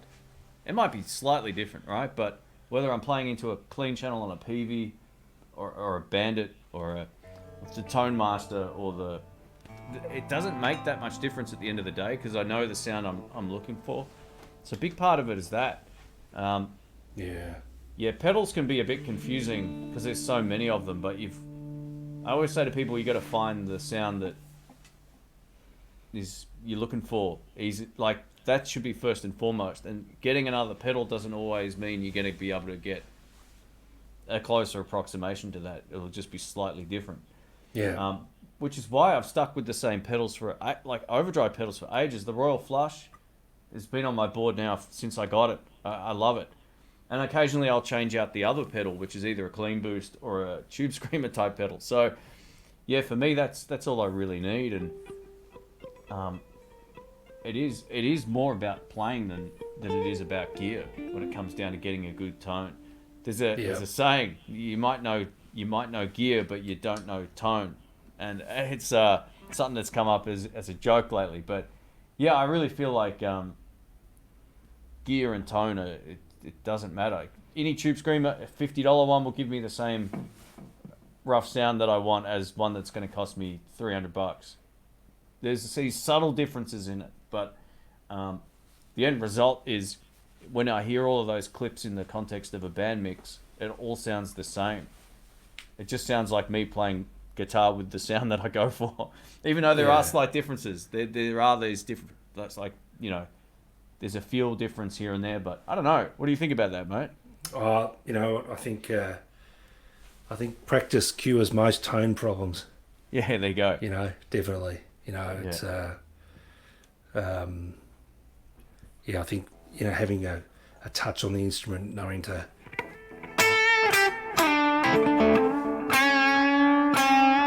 that was a rude one, but yeah, touch on the instrument, you can really make some great sounds out of it. And yeah, I agree. Those little sort of 1% things, if it inspires you to play better, well and good. But no, overall, just being comfortable on your instrument will go a huge long way to to getting good tone out of it, and yeah, not chasing it like I have for 30 plus years. I also remember when there was a shift in my playing when I just sat down for 3, 4, 5, 6 months, however long it was, and just practiced. I wasn't interested in gear. I just sat down and played and learned licks and learned how to piece them together. All that kind of stuff was a very different mindset to just looking at gear. Yeah, And, you know, it's real practice, playing without your guitar plugged in and trying to get the best sound out of it without any amp. That's also a good way to practice. So yeah, I agree. Yeah, Totally agree. Thanks for the super chat, mate. Hey, we've got a few more here. What's going on? Sorry, Peter Gregg, thanks, man. Welcome, mate. Hello from Florida. Thanks for a great live stream. A real question: how do I know if I have a valuable guitar or just a pretty-looking guitar? Well, Rick's an encyclopedia of knowledge when it comes to instruments, so I'm sure he'll be able to A valuable guitar work or that out just a for you. pretty-looking guitar? Well, how do I know if I have a valuable guitar? So there's a couple of things you could check, right? There'd be forums about that particular instrument. Someone else would have hopefully have made a post. Sometimes the serial number on a instrument can tell you if it's old or if it's where it's made as well as that. I've got an old 1960s nylon string guitar, and it's serial number 700 from Ibanez, I think it is. Ibanez or Yamaha? It's Yamaha. And that's old as, so yeah, that probably might be worth a bit of money now, but... Sorry? Just Robert's being a cheeky bugger, so... But anyway, yeah. Available. Well, I guess you got to think about why you bought it as well. Like, if hopefully when you buy a guitar, you put in the due diligence to do the research and work out, you know, why I like that. Because I'd have to say part of why I bought the 60th anniversary Les Paul was it just looked like they were sort of getting snapped up, and I think it could be one of those guitars that will be sought after in the future, because they've been, you know, Gibson's been through all sorts of dramas with their QC and all this ridiculous marketing stuff, but at the end of the day they are starting to make a great guitar after some pretty dodgy ones. Yeah, I think, well, hopefully most people do a bit of research in just before they buy something. They don't just go, oh, I like that, and get it, but who knows. I think, is that what you're sort of going for, a valuable guitar or just a pretty looking guitar? Yeah. Yeah, there'll be some resources online, but text me a photo of the brand and model. I'll have a look at it for you. That's no problem. Peter Gregg did a live stream. Yes, was it yesterday? Yeah, it was yesterday our time, or the day before. I can't remember. I always get the days confused. But 6.5 hours, mate, solo. Okay, that's it. Okay, we're 2 hours 42 in. Come on, let's do it. Let's smash his record. Nah, not today. But yeah, he did a 7-hour live stream a couple of months back. It was insane. So if anyone's ever interested in upgrading their camera equipment or anything like that, Peter's got the best live streaming rig you've ever seen. It is, it's really something awesome, and a lot of great knowledge on camera equipment. I've been sub to him for years. So thanks for stopping in, mate. I appreciate it. Yeah, good to see you, mate. Thanks, Peter. Todd Flowers has got a split. Good to see you, Todd. Thanks, mate. Thanks for joining. Thanks, Todd. Cheers, mate. If you want a jumper from the send return on the Blues Deluxe, you get an extra 3 dB. Louder equals better. Note, my neighbours hate me. Well, that's interesting. I didn't realise that was the case. So if you run a jumper from the send to the return. Oh yeah. That's I think Greg Cox did that on the Supersonic. You just put a jumper cable in, and then you click the effect loop in and out, and it's like a booster. Yeah, but those amps have a volume setting on the loop. Effects loop. Yeah, because I had that on mine. I remember that trick. It was like, I remember I didn't actually, I had it maxed out, and I hit that, and it just bypassed, it just went straight to the master volume, basically. I was like, oh, it's so loud. But yeah, I didn't know that it actually worked with the Well, you got Blues one. Deluxe. Give it a crack. I run delays in there, but I never noticed any volume boost. So, No. Al, thanks for the heads up, and thanks for the super chat, mate. That's awesome. Try that out. See how it goes. John says you can pull the same wrong notes out of any type of guitar. You know what? I've never heard John play one note in anger. No, me either. Plug it in. Do it. Oh, no, I'm all right.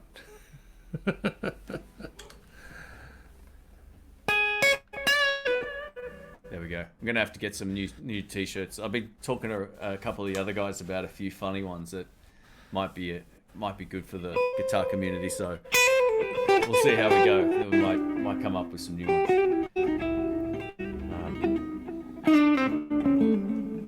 Yeah, Demon Tube Scream is great. It's good value. They were good. They're like $50, weren't they, or something? Yeah, they weren't that expensive at all. Are they from China?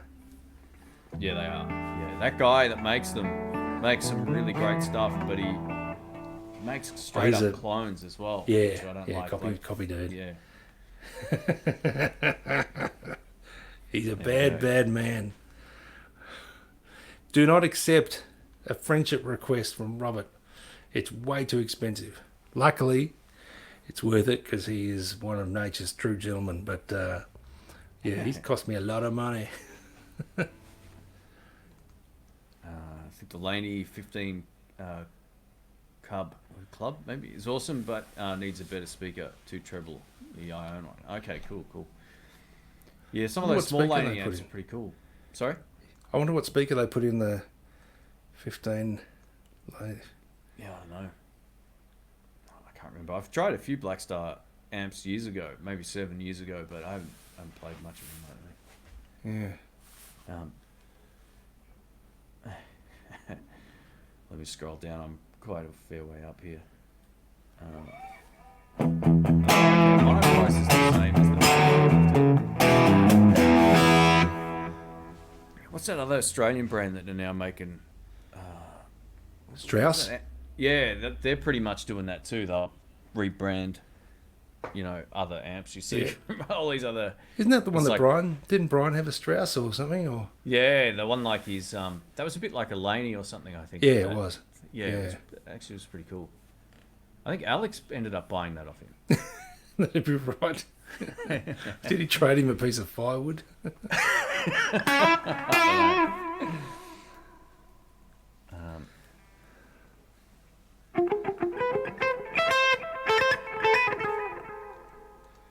New Gibsons and Epiphones are fantastic. Absolutely. Yeah. We're both back in the Gibson club. I didn't have a Gibson for years, and I didn't really feel like I was missing out. But Flying V's in the house, the TV Yellow Les Paul special, and Rick's got a Les Paul almost from every year now, so he's doing well. Absolutely. All right. Okay, I'm catching up now. We're getting closer to 5-hour live stream tonight. No. It's 2 p.m. So here. So we could do it.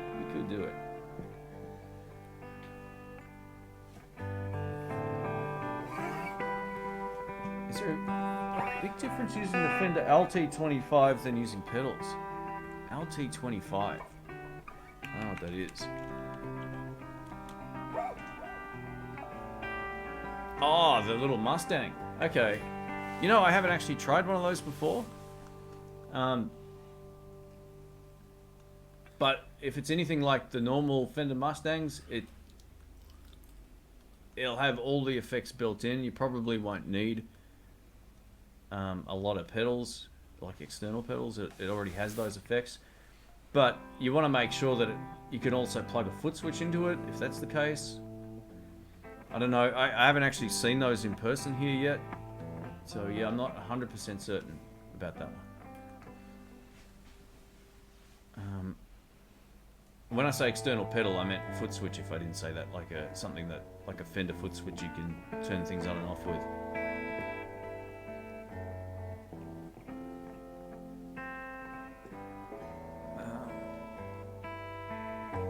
A lot of these Harley Benton are rebranded Joyo pedals, and Joyo are clones of other pedals. It's like, man, you see a lot of that sort of stuff.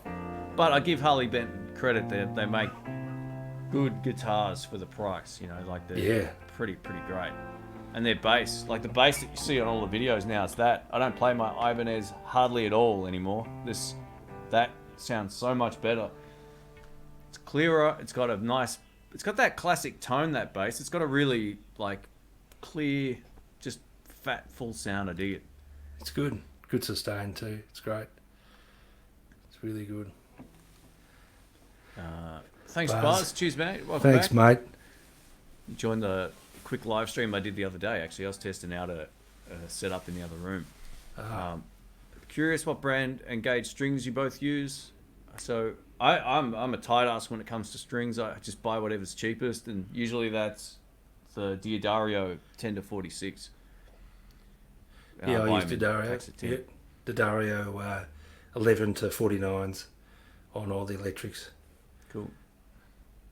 And guitar patch cables. Guitar, I've got a few cables. Planet Waves, the American Stage series, I use them a lot. And I've got a million of these Fender little 10-foot cables that you get when you buy a guitar. And the patch leads, I've got a few different sorts.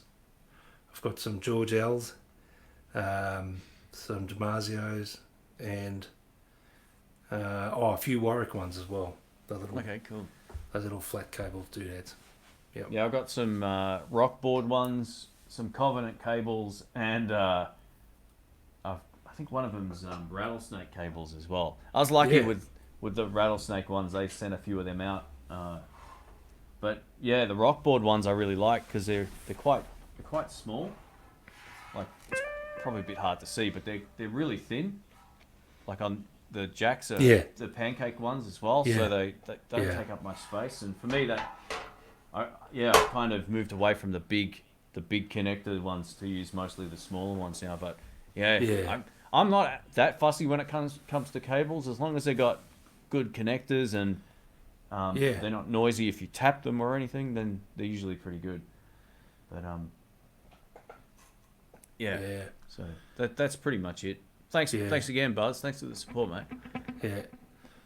Robert's asked of 11 to 49 on a Fender. Yeah, Rob, because I'm too lazy to sort of go from gauge to gauge, I do find on the Fender scale it takes a little bit more pushing around, but that's all right. I tend to overbend anyway, so yeah, I think it's fine. But certainly on these, it's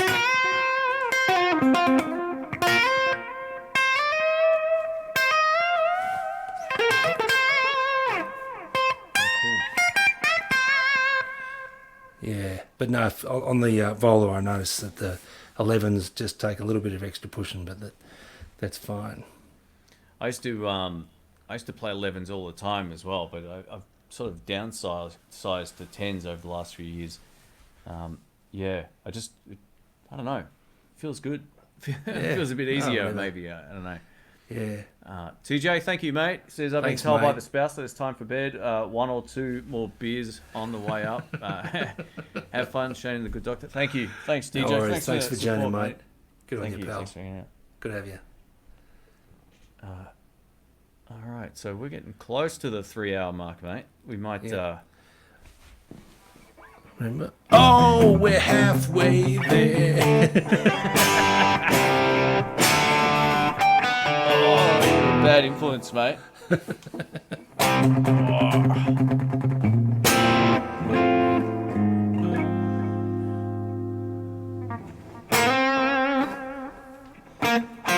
151 people here. Welcome, everybody.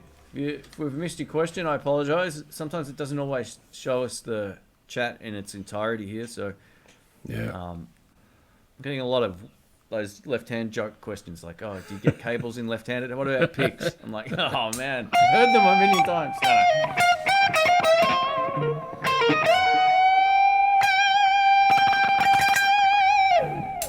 Yeah, man, back on the old Epiphone, I had heavier strings than that on there at one point. I had a wound G on my Epiphone Dot at one point. They were heavy. Yeah. Yeah, but I don't miss those days. 11s is good. 11s is about as heavy as you'll ever need to go on an electric guitar string, in my opinion. It just pushes back, you know. Yep. You need to It keeps you honest, that's for sure.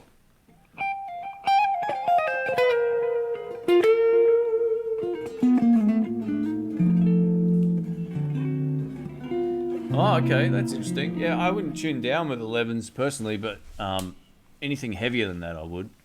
Yeah. Yeah. But it's whatever works, you know. I've never really. One time I tried playing half a step back with the when I think I had 12s or 13s on the Epiphone dot. But Whoa! yeah, What? it was too confusing to jam with people, having been one fret out all of the time.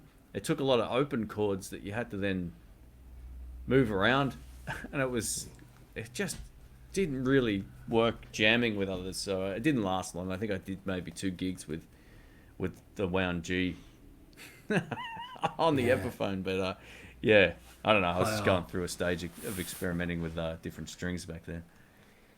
iGoob says, watch Rick Beato's video on string gauge. You'll switch to 8s. You know what? NFW. Not gonna happen, man. 8s? Are you serious? I know that's the Brian May, Billy Gibbons gauge, but Yeah. no, it would just. I feel bad enough on 9s. Yeah, 9s to me. Like, see, it's weird. On my Gibson, I feel like 10s is too light, but I don't want to buy two different lots of strings, so I just get 10s across the board now. But 9s, man, anytime I play, like anytime I get a Squier to review from the shop or a Yamaha or whatever, they've always got these super light strings on there, and they're almost unplayable in my opinion. I'm over bending. It just doesn't, for me, personally, it doesn't feel good. But yeah, it's whatever you get used to. If Brian May plays 8s, you know, he's got a good reason to, because it works for him. And Yeah, absolutely. get some 7s. That's right. Billy Gibbons swears by 7s. Yeah, no, look, I need them to fight. I'm sure it's about my crap technique, but it's too late to change. I hit it hard, you know, especially when you're live, you have that adrenaline, you hit it really hard, and they just go to tune, and I don't like it. I don't like it.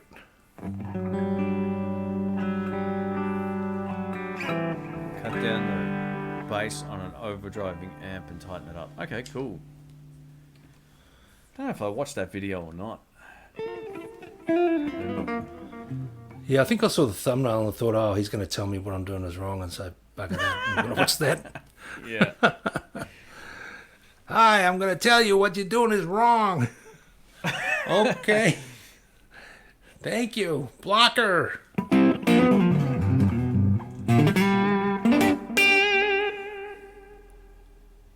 Nine feels too sloppy. Yeah, that's a good way of putting it. Yeah, It nines does. to me Feels yeah, like absolutely. sloppy seconds.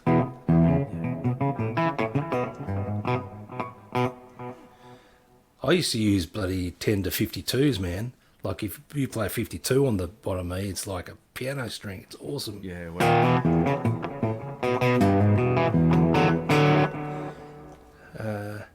GW Taylor asks, loving that Framus, Rick. Thanks, mate. Does it have a coil split? It does.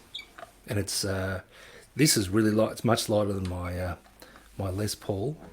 you'll have to sell it, Les Paul, now, mate. Just chuck it on the bay. You've had should. it for a little while. I'll just split the coil. So this is the bridge pickup, and I'll split it.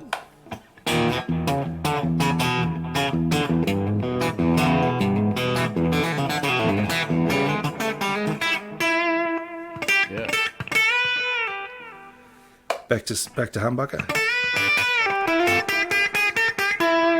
Split.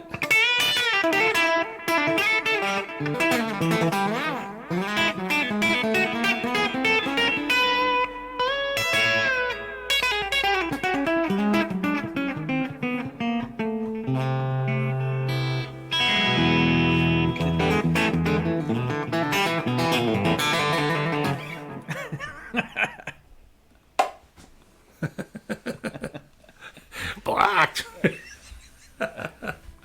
I did. 9.5 to 44. Yeah, that's interesting. I don't even know if I've even seen that around. 9.5. 9.5. Maybe I've some heard sort of signature set or something. I think 10.5. I think I heard Phil X using 10.5s. Yeah. He got his string company to make him 10.5, but no, I'm just used to 11s, and it's whatever you feel comfortable with. I'm sure. No, it probably is easier. You know how your hand you get a bit crampy after a while that you've been playing, and maybe it's a bit easier. But no, I don't care. I just don't care. After I had that, what really changed my mind was after I had that pain in my forearm for a while. Yeah. That pretty much was the time, because I remember Brian had it for months or years or something in his arm where he had to drop strings because he got tennis elbow.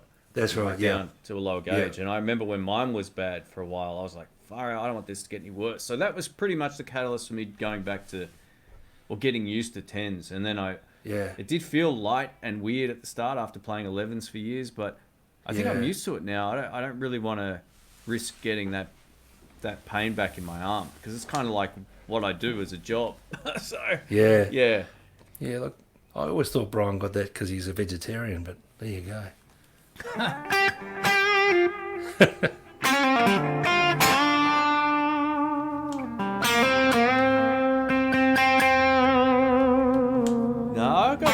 pretty happy with my Les Paul. It's a bit different. It's not, it's not the typical color for a lefty that you can get. It's the TV yellow one, so I'm happy with mine.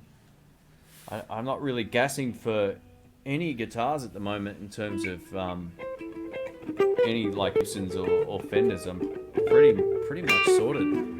I've got some good news though, and I don't want to give it away, Rick. So don't give it away. I know you know the secret, but there's a custom guitar on its way. I'm not going to go into details about it, but I haven't seen it, but it's done. So hopefully in the next 3 or 4 weeks, it shows up. It's a brand I've never seen in person nor ever played, and I'm not even going to tell you who it's kind of based on because that'll give it away too. But no, all I'll say, I won't give it away. It comes with matching thong. Lucky you're breaking up there, mate. The signature artist wears that thong when he plays it, apparently. No, you're a madman.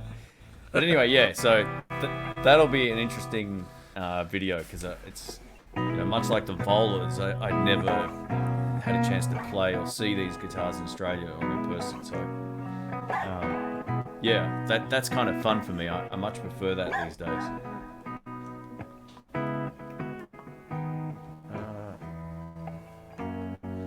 We might wrap this up in a bit. If anyone has any last questions, let us know before Rick disappears into robotic silence over there. Neville Taylor asks, can you talk about how you arrange a song for each musician? Wow, that's a great question. Really, really good question. I think about it, when you start out playing and you're playing a song, and we're all, you're playing the big full chords and whatever, and everyone's bashing away on their instruments, and it's awesome. And then you hear it back and you go, oh, that just sounds like vomit. Well, we call that the strumming Wilburys. That's right. But so certainly, Neville, for me, I guess it's about, in a musical way, staying in your lane. So being an old guy like I am, I think, the song starts with the rhythm section, getting a great rhythm section sound, so drums and bass. And then guitars, I think overall, less is more. So you don't want to hog that whole sort of frequency spectrum. You want to just be a bit targeted. So I know when Shane and I were playing together a lot, I would never play what he was playing, because why would you have two people playing the same thing? It just makes no sense. So hey, you haven't been to enough blues jams, mate. Come on. Exactly. But if you were playing sort of, I might just be going, or just something just to sort of complement it, but not be in the same kind of frequency spectrum of it, because it just doesn't need it. Or I might just do some sort of, textural sort of thing, Just little things like that. It's certainly you want to try and have no one sort of frequency predominating. Just a really great sort of canvas where every bit adds up to something that's greater than the whole. I know that sounds wanky, and I think two people playing the same things is just completely over the top and just not required. List of requirements. Yeah, same for blues, right? Like even in a blues tune where you might go to a jam and everyone's going, you don't really want to play that same riff or even the big chord, so you can just go like, yeah, that's right. Yeah. So if you that to complement it. Yeah, if you play that, then I might just play the stabs like.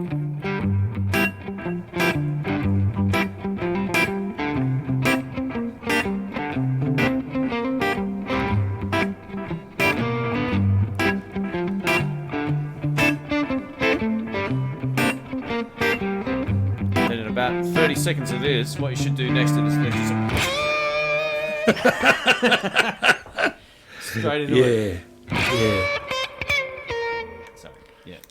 Yeah, exactly. But no, look, certainly, just think about what the song needs. And oftentimes, when we were playing together, if you were doing a solo, if I had nothing better to play, I wouldn't play anything. No, that's it. Yeah. And why would you? There's enough noise going on stage. The drummer's going crazy. The bass guy's going nuts. Why do you need to add to that sort of...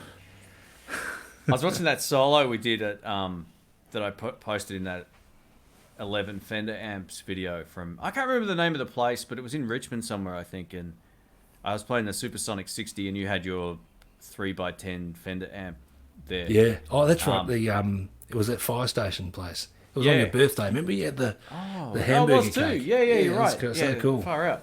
Yeah. We're playing that original song, whatever it's called, Driving to a Standstill or whatever. Yeah. And there's, half of that first solo, Rick wasn't playing anything on guitar. He just stopped and it opened up the space to sort of build it up, as opposed to already having to play as loud as I can. Yeah. You know what I mean? Like it gives you the flexibility to sort of move the solos around. So yeah, it's dynamics as well. Like if you're all going balls to the wall, flat chat at 11, where can you go? Yeah, that's where you just have to, set fire to the drummer or something. But if you take it down and take it back up again, and so that's what thinking about it is. So no, I often didn't play. It was mostly because I was spitting the dummy and I didn't get a solo, so I was just like, oh yeah, whatever. right. No. Look, fair dinkum, I guess it's been enough years of trying to get heard above the din to realise that that's nothing to do with music. So that's a really long-winded answer, but I think just try and think about what the song needs. Serve the song. The song is king. Yeah. And that's all I got to say about that.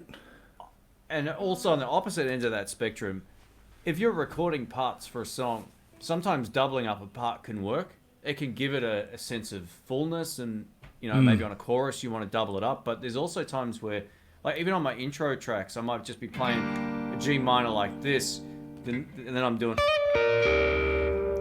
something else somewhere else, or playing a variation of it, or a two-note thing. Absolutely. So there's all these different ways you can sort of fill it out. Little textures and whatnot.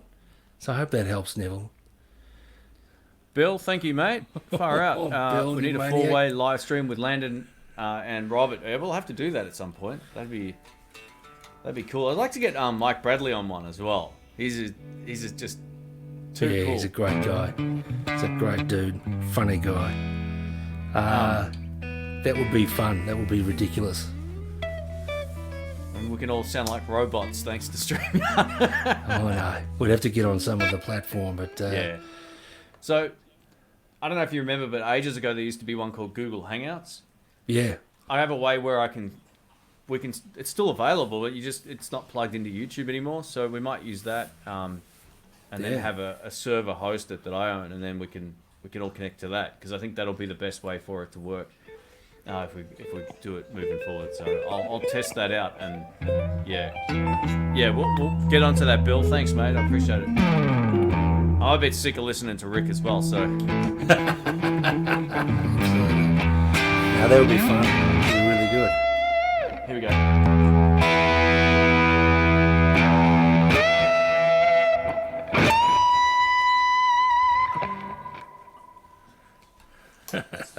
A lot of noise right there. So what's the verdict, Rick? You think you like the Tone Master with the pedals better than the Kemper? Oh, yeah. 1,000,000% better, mate. Really good. All right. That's going to go in hit the eBay. Three. This is the problem with Rick, mate. He's a bad influence. He's a bad influence.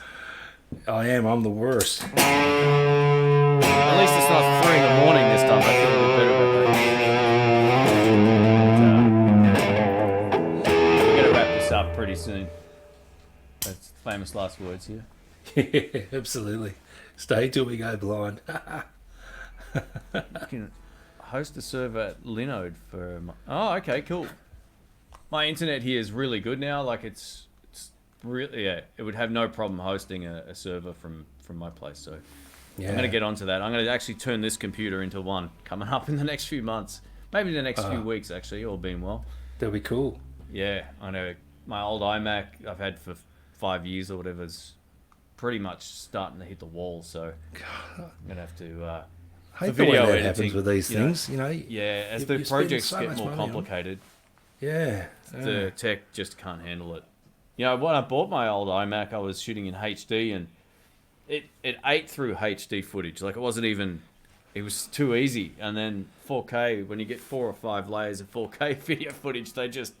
You know, the old computers just don't do so well with it. So.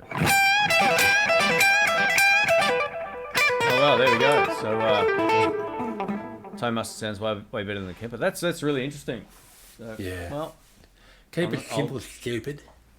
Might be time to flip it on the bay. Yeah, I think, you know, there's lots to do too. We're doing recording projects at home that would love the Kemper if they want to make all that sort of new age stuff. But definitely. Maybe I'll flip it and get a Tone Master Deluxe. Deluxe reverb and go. No, I reckon. See if you can get into the 2 notes Captor X. I reckon that would be great. Then you can use any of your amps.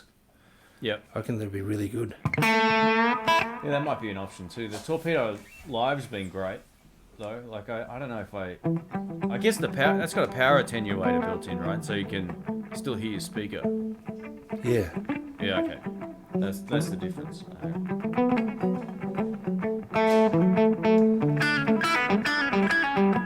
Here you go, Rick. Can you do you know that solo? Still got that. You'll get a strike for that.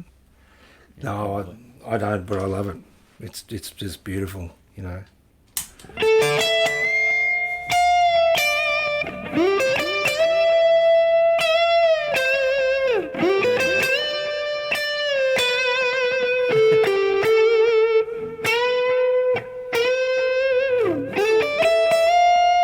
Someone who doesn't know the solo, that sounds pretty close.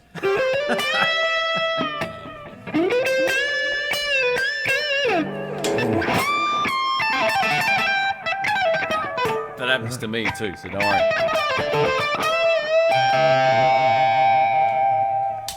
It's just a great. Gary Moore's unbelievable.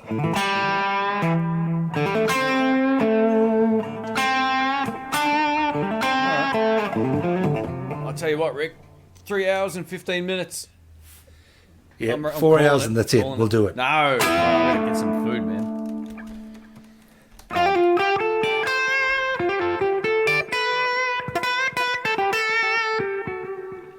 I'm actually not gonna get the i9. I'm gonna get the i7 with the 5700 XT graphics card.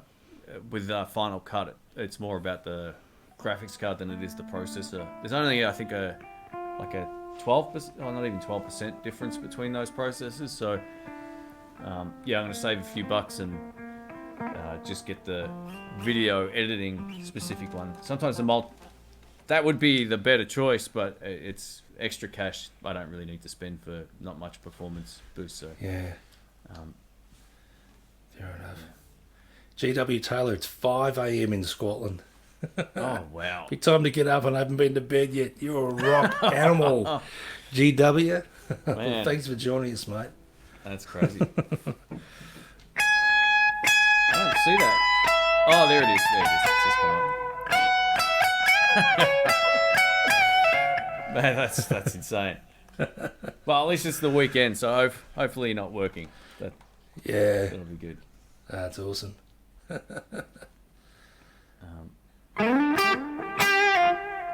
Bill Mallow, it's not 1 a.m. yet. Come on, Bill is a rock. He's a rock dog. Yeah. I get a sore back sitting in this chair too. I'm going to bring my other one in next time. Stand up. I've been standing up I can't. most of the time, mate. The way that the camera works, it's sort of. Then I like the screen's too low, and then I can't read the comments. I have to stand like this. Good point. Yeah. Yeah. There you go. How's that for a camera view?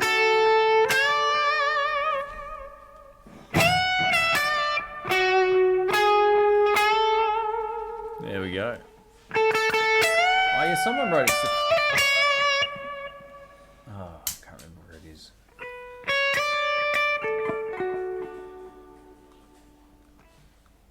You know, one of the best videos I think Rick and I ever saw on YouTube, which isn't anything to really boast about, was the 68 custom Vibrolux. Remember that video that they posted?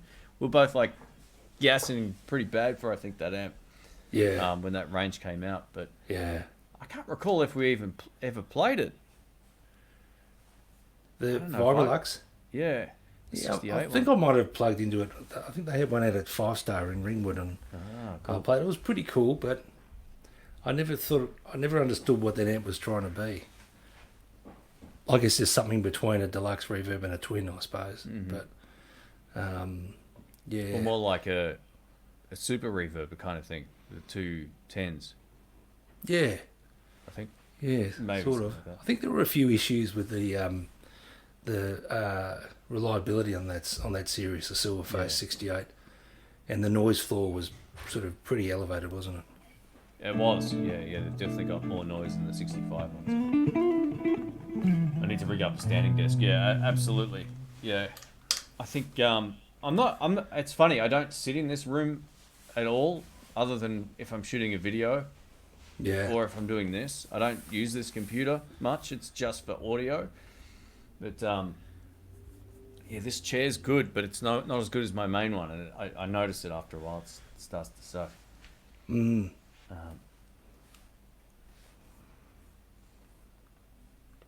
Well, tell you what, we might call this, mate. 3 hours, 20 minutes.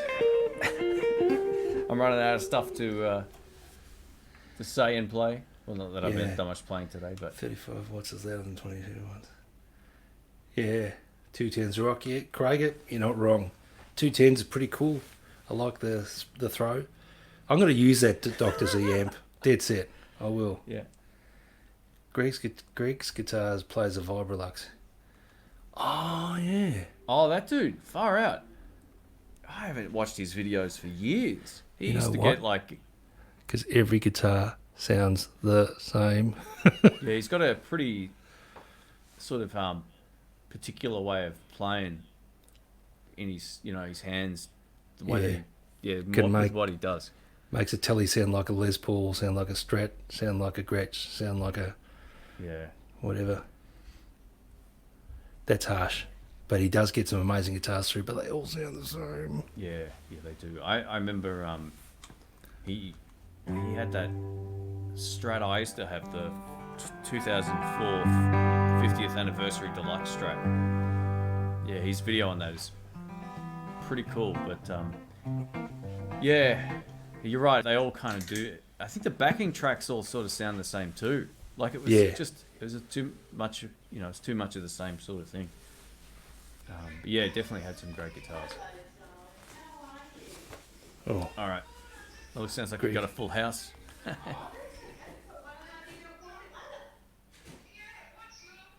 oh, that's very noisy, isn't it? I gotta rock out. Come on.